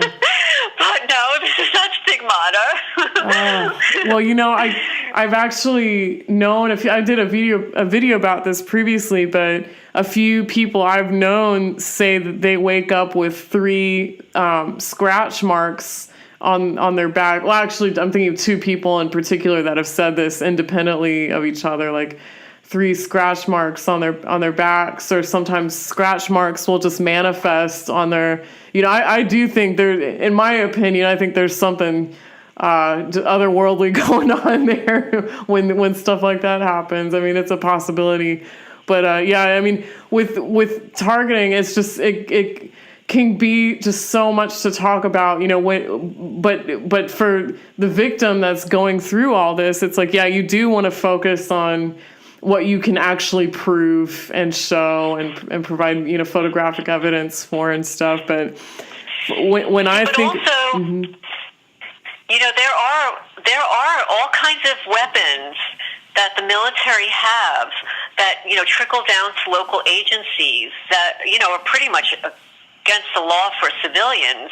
Mm-hmm. And of course, many of them are top secret things, but there are things that they can do. Once they have your DNA and your frequency, they can send things into your body to cause it to vibrate. Oh, yes. Yes. They obviously cause my skin to slice. Mm. So, it could either be done with a laser. A laser can do that. That's a great point. That's a really good point, actually. Yeah. Yeah. So they can send frequencies into your body, like, in addition to the tinnitus, when they send frequencies through your ears, like the sonar or whatever, they could put you to sleep. Mm-hmm. There are times when I've woken up, and this is why I know that they do drug your food. Mm-hmm. They do drug your food, and they also have the stuff that they spread around your house. Some of it's transdermal. So this is like transdermal drugging with nanotechnology so that they can target you easier. So for me, they've been doing this, it appears, a long time. I don't smoke, drink, or do drugs. I don't take any pharmaceutical drugs, so I can't get that stuff, by taking it myself. So they have to create it, in me and around me. So how do they do that? Well, they know I've got cats. So they spread it around, and that's how I think that they're making them sick. How often do you wash your floor? I can't wash my floor 5 times a day. I'll have no time to do anything else. Mm-hmm. And of course, they do it outside. They spray perfumey things on my porch. They want you to inhale this stuff. They can spread it on your property just with a helicopter over your house. Right. Yeah, and it's just when you start thinking about the, what kind of like nanotech is going on too at the very, very, very micro scale too of chemicals they're putting in your house, or smart dust tracking devices that are nano level, nano size. It's just your mind can just run away with you, And I think you were talking about the phosphorus on Ramola's channel. She was talking about the nano phosphorus, but I think you said you had done a black light in your house. And yes. Yeah, what happened was I was talking to, and I guess it's okay to mention her name, because she mentions her name frequently on the calls. Her name is Connie in Connecticut, and she's an FDA whistleblower. And so she worked for the FDA, so she knows what they do. Mm-hmm. So she's the one who told me, Lorraine, do you have a black light? Go around your house with this black light. And I'm talking to her on the phone, and I do have a black light. And I was shocked. Shocked. It was all over the place. And after I clean it, it would be okay for a while, and they come back and do it again. And what she said is, because she said that she thinks it's phosphorus, and it's because it's sort of like glows, mm-hmm. so that when they're targeting you, like overhead or through devices that they implant in your house, they can see this stuff. So let's say it's on your desk, and they know that you sit by your desk. So they're able, because if we constantly shower, so we're gonna wash the stuff off of us. Mm-hmm. But if they can see your desk through whatever devices, they know that you're in position of the desk, or the desk is in position of something else. It's their way of being able to mark or mark a location. Mm-hmm. Right.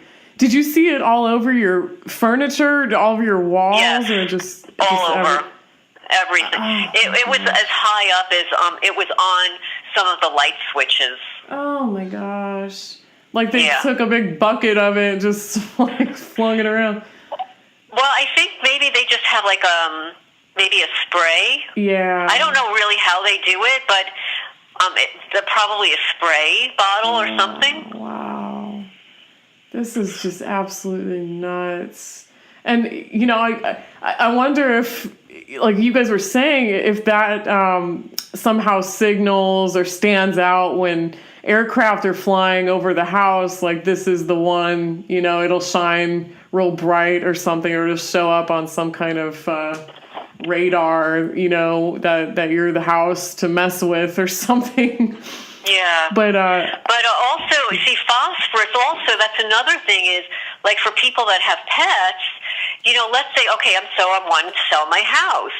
And people are like, oh, look, she's got so many cats. And then a realtor will say, well, let's go around with a black light and we'll see. Well, also, phosphorus, cat urine also has that in them. And also, certain cements and building materials also have this phosphorus in it. So you can't really tell. Everybody might think, oh my God, that's cat urine. It's all over the place. But no, it's not cat urine. It's phosphorus that these people put here. Right. But I've had people call me that don't have pets that have found the same stuff all over their house. Oh my goodness. So, they want to make it look like, it's pet related, but it's not. They come in here and intentionally damage my house. This is just nuts. Absolutely nuts. And you told me on the phone that you had coconut water that was getting all moldy and stuff. Like, oh my goodness. This is another thing they do. They rot your food. And other people have mentioned this too. They'll have fungus on it. Like, so you'll buy new food, and then within 2 days you'll see this white stuff on your food. It's a fungus, and they apply it, and it grows. It will grow in your refrigerator overnight. So you'll find a white fungus on your food. They also use lasers on the food, just the way they do on the socks. Mm-hmm. And you could see, because it leaves a perfect circular form with a dot in the middle, and then if you cut into the fruit, it's rotted from the inside out. That's unbelievable. Like stuff that you just bought that shouldn't be acting like that. Yeah, I buy organic, mostly, organic fruit and vegetables and stuff like that. And, of course, it's more costly. It actually lasts longer, believe it or not. It lasts longer than regular fruit and vegetables. But, yeah, they rot it out. They also put X's on it. Wow. Yeah, they'll slice it to 3 lines, and I've got photos of this on Facebook. On I have 2 Facebook pages. One is called Targeted Pets, and you can see what they did to my pets there. Mm-hmm. And other people are free. You're free to post photos of your pets or stories about what they've done to your pets, because I would like to take this to the media at some point. And then the other one is called Community Stalking Vandalism Patterns. So I have created on those 2 pages albums. And one of the albums is food vandalism. Oh, and wow. For people who, maybe suspect that something's going on with their food, but they're just not sure, because this is really bizarre. So if you suspect that somebody's tampering with your food, you can go check out those photos and see what they've done to my food. And then I set up another album, clothing vandalism. And, I've got photos of my socks, boots, clothing. They've torn up pillowcases, sheets. They shred them. puncture holes in them. Oh my gosh. Yeah. Thank you for documenting all this for us. I mean, this is just unbelievable. It should scream, and I've seen a lot of these pictures that you sent. It just screams clear vandalism, clear how, you know, you're clearly a victim of pretty much chemical warfare in your own house. Yeah. This is just not natural. Nothing about what you're experiencing is natural. No, this doesn't happen by itself. No. And for people that know me, who've been to my house, I mean, I'm very particular. And, you know, I grew up not having a lot. You know, my parents were divorced. We moved around a lot. My mother worked 6 days a week. I was left home alone with my brother. We didn't have a lot of stuff. Sometimes we didn't even have enough food. So, you know, in my adult life, you know, I work really hard. I work very hard, and I've been very, very fortunate. You know, I feel like I'm blessed. I feel like I have guardian angels, and I believe that's why they target my angels, because they want me to believe that, oh, well, you know, even my angels won't help me now. Oh, you said you said also that you have angel figurines around your house that they behead, and they decapitated one. They decapitated one. They cut the hand off of another. They sliced the throat of one. They cut the wings off of another. I have like an antique one, and they scraped all the paint off of it and punctured a hole in it. It's beyond. They've broken so many things in my house. I had a beautiful acrylic salt and pepper shaker. It's vintage. Believe it or not, it's so old. it was when I worked in Bloomingdale's as a teenager in the housewares department. I purchased this beautiful lucite, because you know you don't buy lucite anymore. You know, and they cracked it. Oh, no. They've destroyed 3 vacuum cleaners. I'm on my 3rd printer in 2 years. They cracked my cell phone. They destroyed the keyboard on my iPad. They ruined the face of my camera. They shredded all of my upholstery. I had a beautiful leather sectional sofa. They poured urine in the soft portion, like underneath it, so that I couldn't clean it. I had to throw it away. Oh. I have no more sofas in my house. Oh my gosh. I had a love seat I had to throw away. A gorgeous antique chair from a great-grandmother. They doused it in urine. I cleaned it professionally twice. They doused it again. I had to throw it away. Oh my gosh, Lorraine. This is just all of my textbooks. They threw urine on all of my textbooks. And you said also that they're like etching not only like faces but phallic symbols. Oh, the phallic symbols. What they did on my trees. Mm-hmm. I don't have phallic symbols inside the house, mm-hmm. but what they've done with the trees is they've cut holes in the bark of the tree and pulled a branch off and stuck the branch in the hole, and then they sliced. So it was you know what that looks like, right? And then they sliced the bark of a tree to cause it to split open. It looks like a vagina. Oh, right. And so all over the property, and so far they have killed 2 huge trees, one 30-plus year shrub. It's called a burning bush. That is the hardiest shrub that you can buy.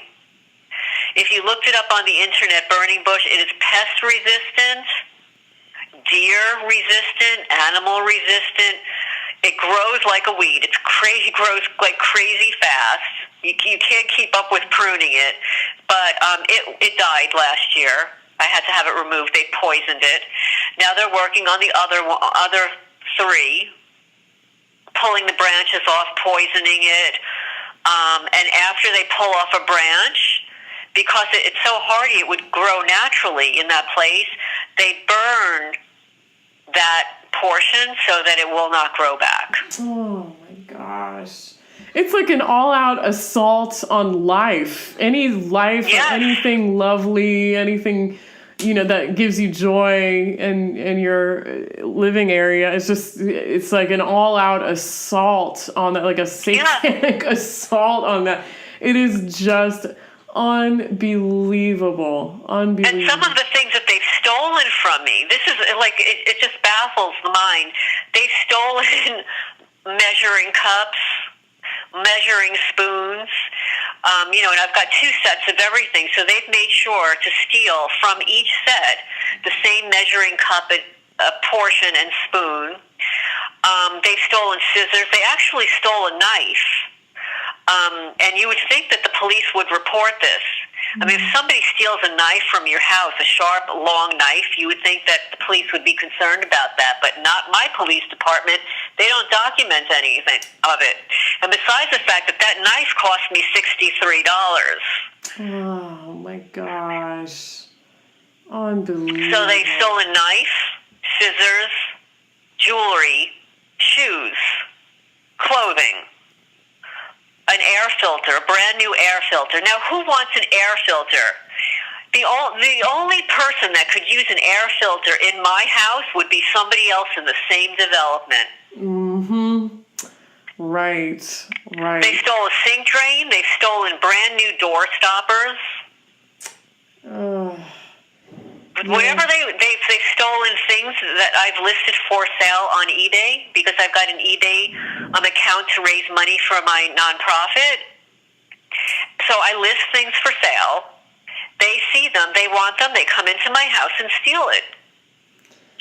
They've stolen my daughter's possessions. I mean, even though she doesn't live here anymore, she's left some things behind in her bedroom, and she had one huge. She loved the Breakfast Club. That movie, The Breakfast Club. Mm-hmm. So she had a vintage poster that was framed in glass, and I had it downstairs. I was wrapping it up, and they stole it. They stole it the week of Christmas last year.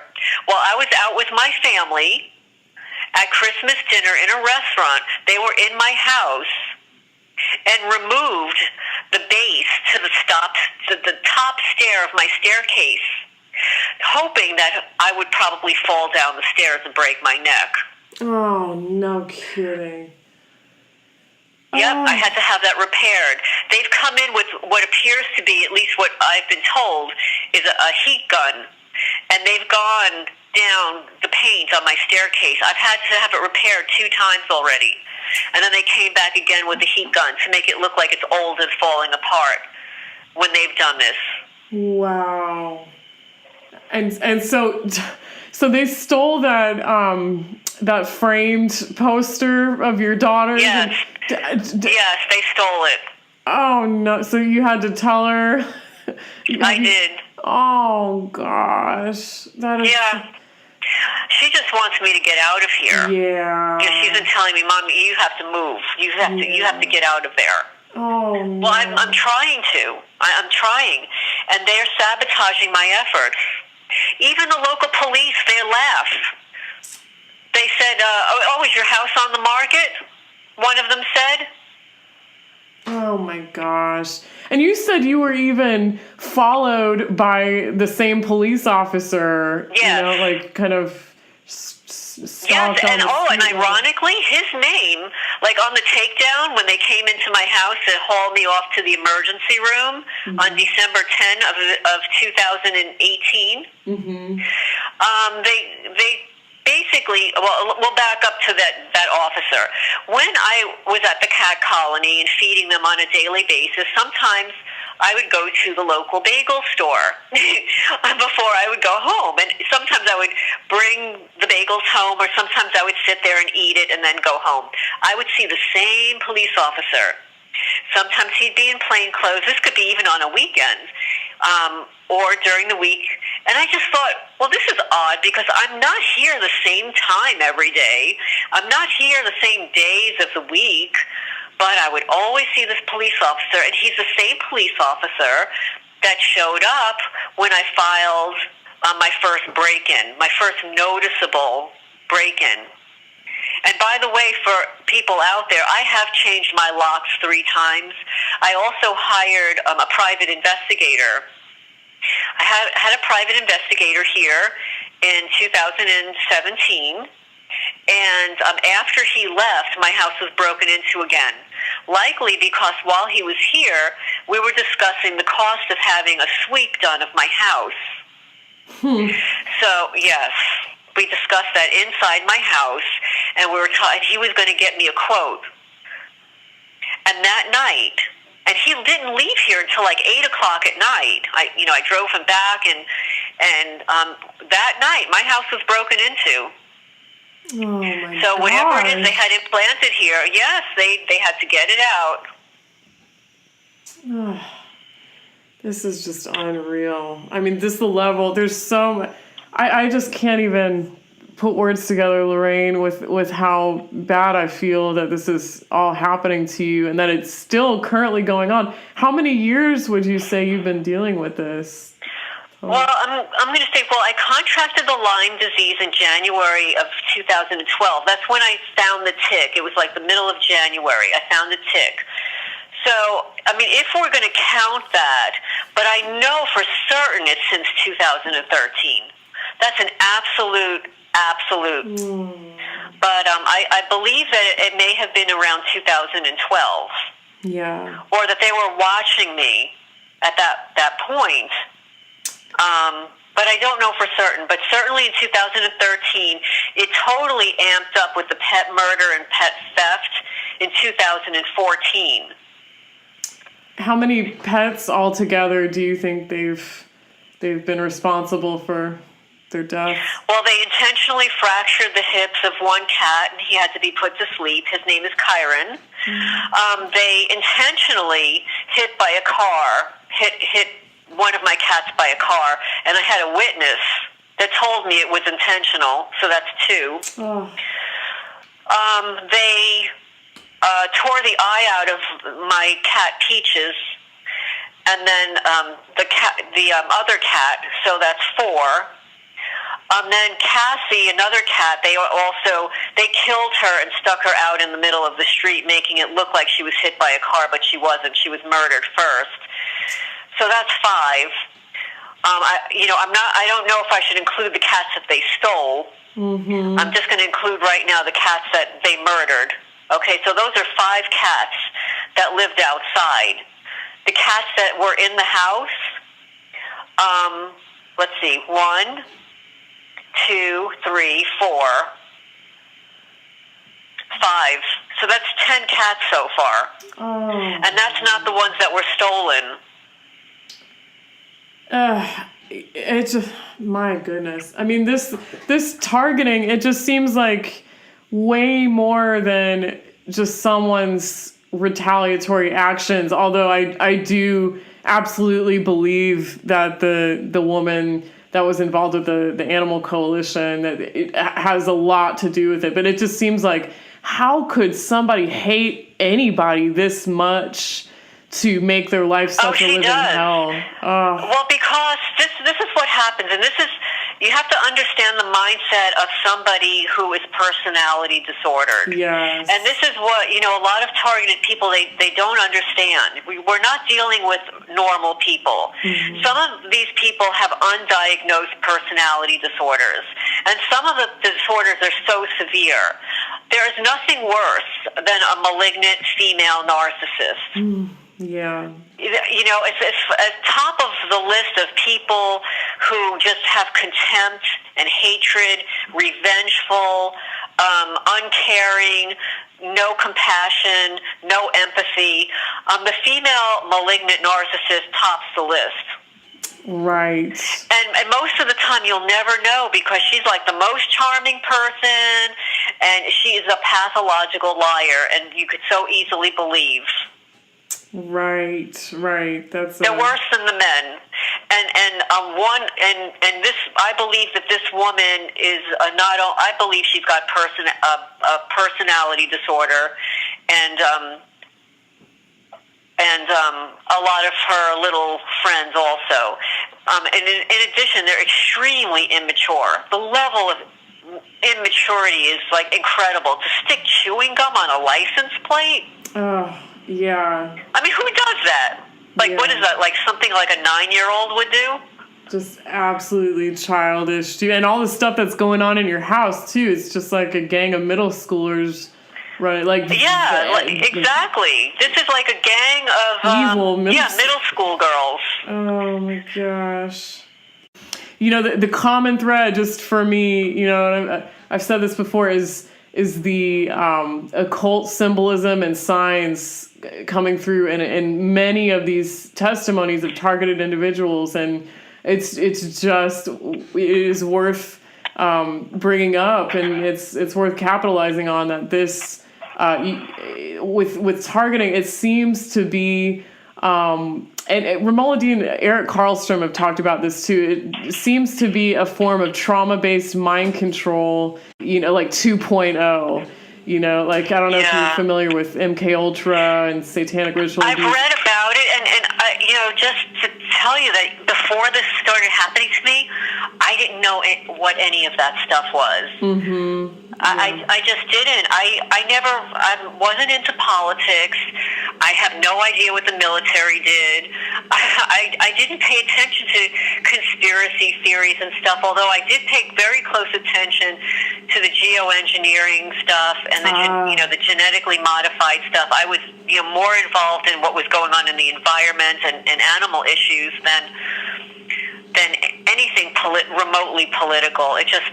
It didn't interest me. Right. I don't grasp that stuff. I don't get it. I don't like it. I don't like it. So the fact that I'm involved, embroiled in this, it's just, it is trauma-based. Yeah. Because I guess they kind of figure out, okay, so let's test her resiliency, and let's see how many things that we can do to her before she breaks. Mm-hmm. And not just me, like anybody. Right. And it almost is, they're trying to direct your behaviors almost, and to get you in this state of learned helplessness, and it just break down your spirit and stuff. And it just seems like, and these tactics are being used in each individual case of targeting. They go after what you're most proud of, or what gives you most joy, and in that, just dashing your hopes to the ground. It's like they pray, but they use the same tactics but they tailor each person's targeting to that person. So it is unreal. But I'm sure we could continue on for a couple more hours, Lorraine, but I want to let you get a little bit of rest, because I think we've been going for 2 hours now. Well, I so appreciate, I thank you so much. I've watched your YouTubes, and I know you're not a targeted person, so I really applaud you for getting the word out, and more and more people like you. It lends validity to our stories, and we need to document this atrocity. We can't allow what happened in Nazi Germany to happen again, and it is, and it's these are crimes against humanity, and it is a war, a spiritual war. Mm-hmm. People have stated, at one time, there was, of course, good and evil, and then there were all the grades in between. Mm-hmm. But now it appears that it's either very good or very evil. It's like there's nothing in between. Right. It's becoming more and more clear, the forces on the battlefield that we're dealing with. At least for me, I can see, this is indeed a spiritual war, and it's just clear who we're up against, and they're not pretty.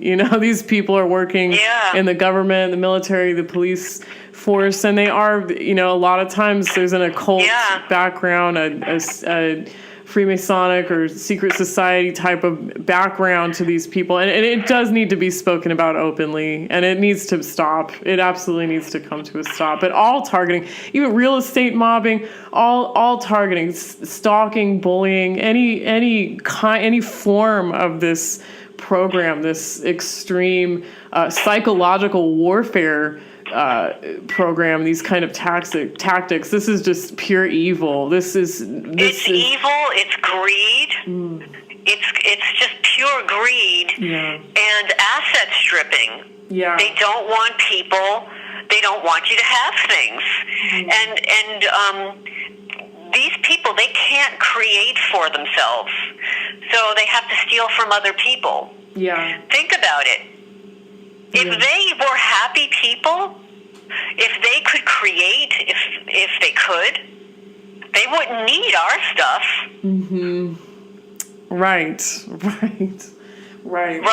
they had a life, if they had an identity, if they had a soul, if they had a personality, if they had joy in their life, they wouldn't need to steal it from other people. There's enough in the world for everybody.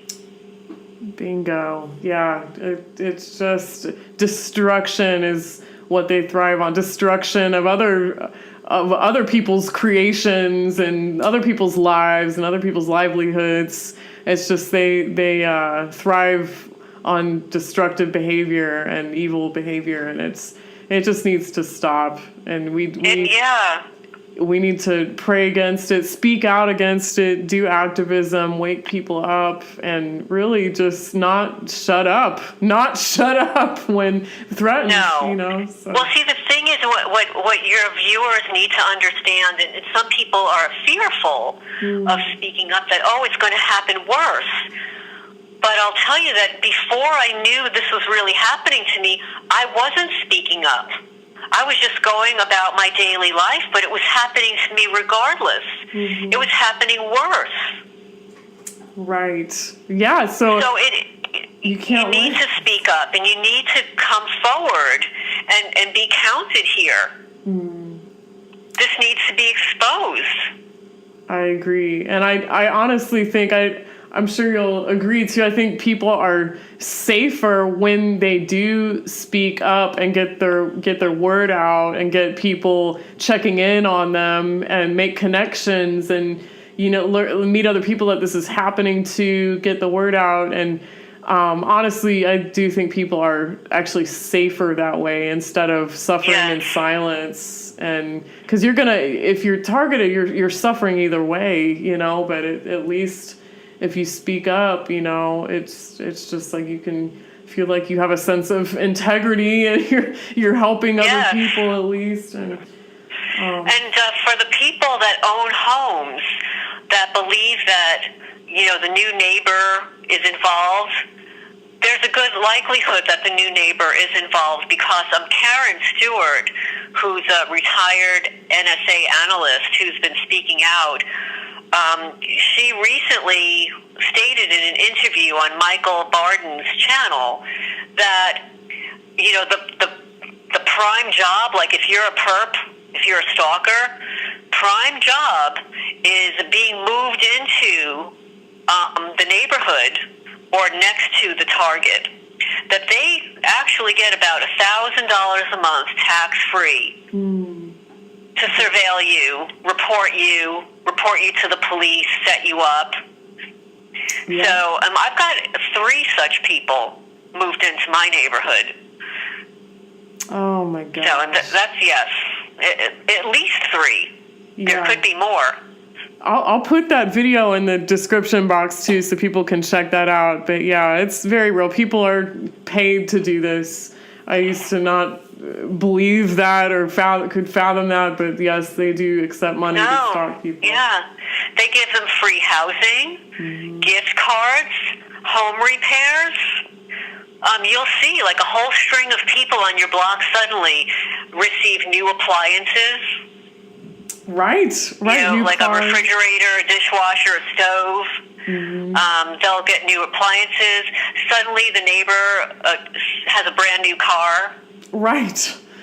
Paula from Boston, who I interviewed on my channel, said she noticed her friends who were gaslighting her and always like making plans and canceling them the next day, just doing weird stuff. She said they always had gift cards that they didn't have before, or so she started seeing her friends with gift cards and stuff. Like, yes, it's weird. Well, those are the lower level. The lower level perps will get gift cards, and then of course there are some people who are the community watch group people. They might be retired or ex-Vietnam veterans, and I'm not saying this is all Vietnam veterans. Like, I actually donate to them, but they could be, and they're involved in the community watch groups. The CERT programs, your local CERT programs, and they just do it for fun. I'm sure. They think that they're like I Spy or James Bond, right? Speeding by your house. Right. I'm sure. I mean, it's just, like with the Milgram experiment, it doesn't take much for people to turn evil real fast, under authority. Just give them directions and they'll do it. Well, this is kind of an experiment for your viewers, and maybe give this some thought.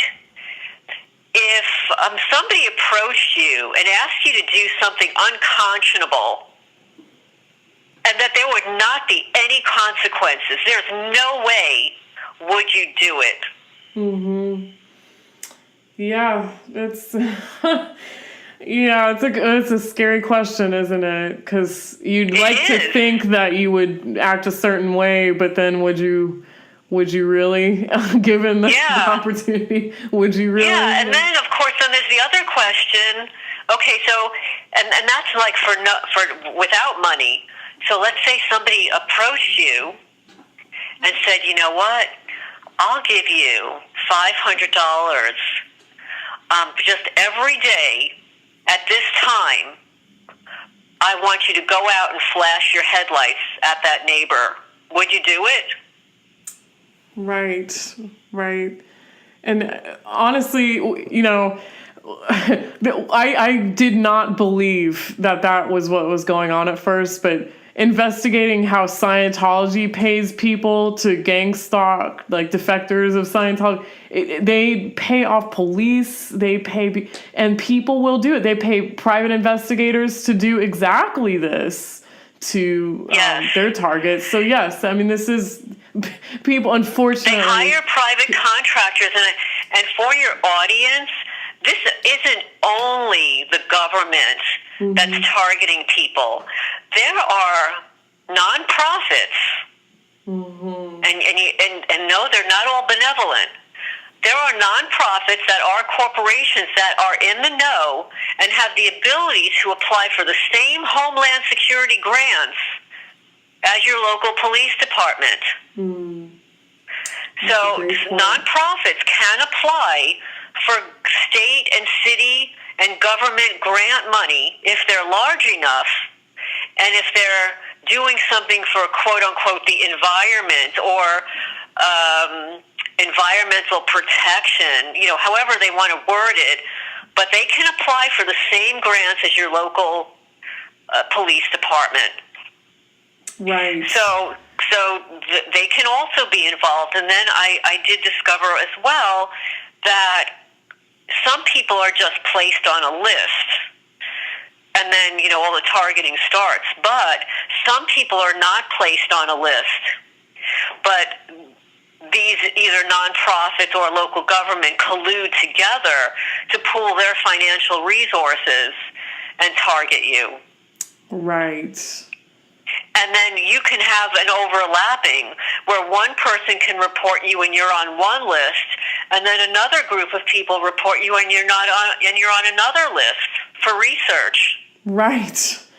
And I know we're going to end this, but I had one appointment with Dr. Staniger, who is a supporter of targeted folks, and when she found out what was happening to my pets, that they were dying in twos, for the same obvious symptoms and whatever, she was of the belief that they were being experimented upon.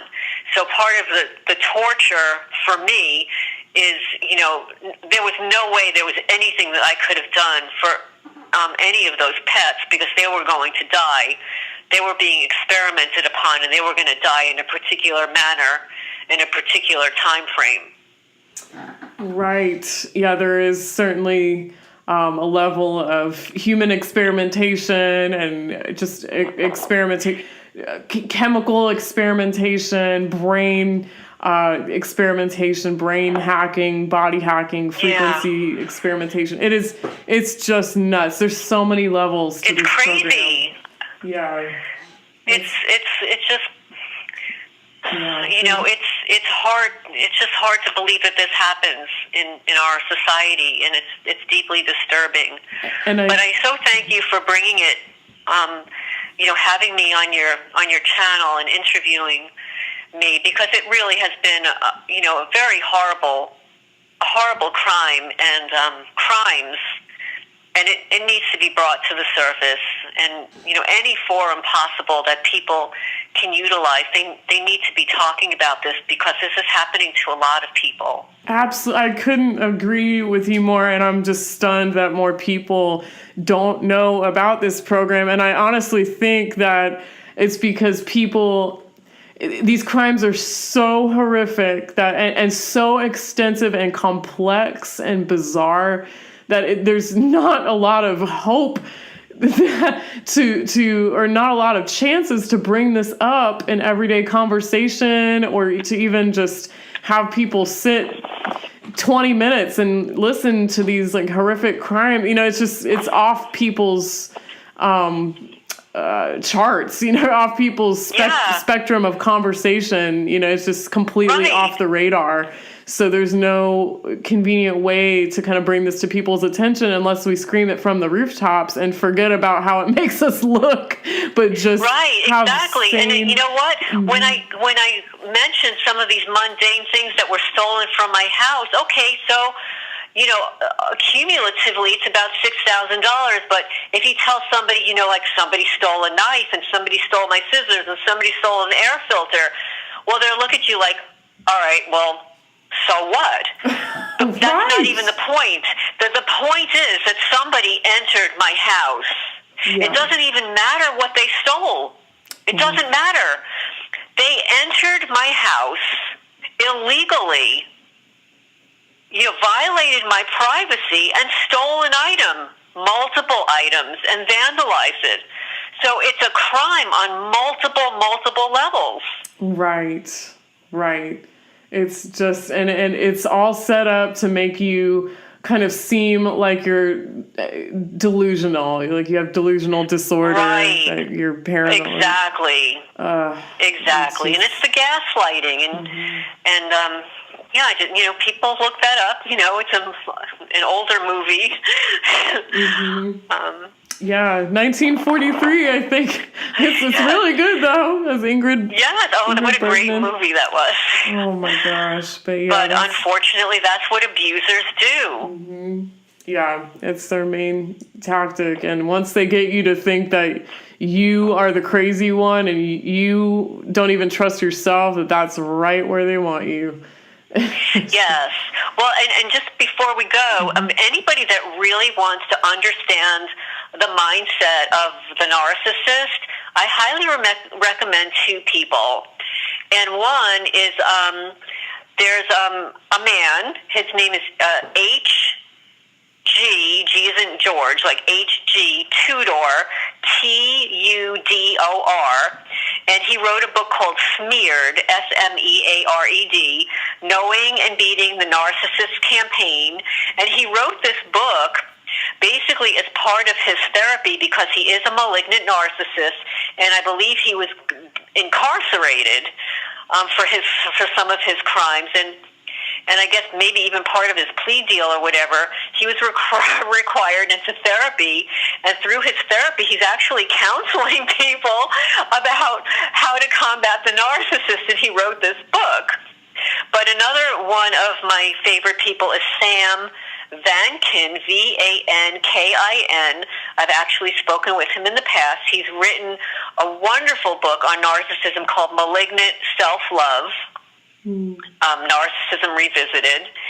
And I highly recommend that book. That book is more complicated, more psychological, but fascinating. But this book, Smeared, is briefer. And I will say that he reads the entire book on YouTube, but you don't want to listen to it on YouTube because he's got this nice British accent, and you'll be lulled to sleep because he's very charming. Mm-hmm. But this is the narcissist. Right. But when you read the book, it's horrific. Yeah. I actually know. I've heard both of them on YouTube many times before. I recommend them as well. They're very, very good places to start if you want to learn about narcissism and these tactics, these manipulative tactics. So yeah, I'll put some links in the description box. Thanks for bringing those two up. HG Tudor, that guy will send chills down your spine with how charming he can be, but what the evil things he's saying, it's just like, oh, terrible. Yes, and what he does in the book, also he talks about the smear campaign. Yes. How that they've created, that's their expert tool. That's their number one tool in their game. Yep, absolutely. Yeah, Sam Vaknin is pretty good too. Very interesting guy. Yeah, he's a good writer, and he's got a lot of YouTube videos as well. Yeah, but it all applies to the perps and this whole gang stalking program. It's one big narcissistic, manipulative, gaslighting, crazy power play program. It's just unbelievable. So yeah, I really appreciate your bringing this, to everybody's attention. And anybody that needs to contact me, can leave a note, on your YouTube, and we can go from there, and I'll respond. Sounds good, Lorraine. Yeah, I'll put all your contact info in the description box too for people, so they can come find you. Okay, terrific.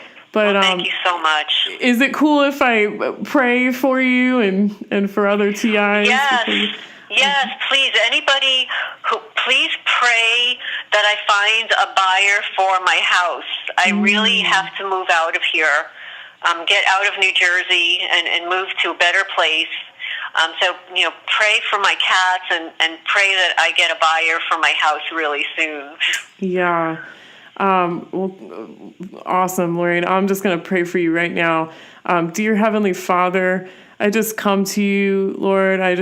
On behalf of Lorraine, I just pray, I just lift her up right now, Father, and all TIs, all targeted individuals that are going through similar pain and trauma that no human being should ever have to experience.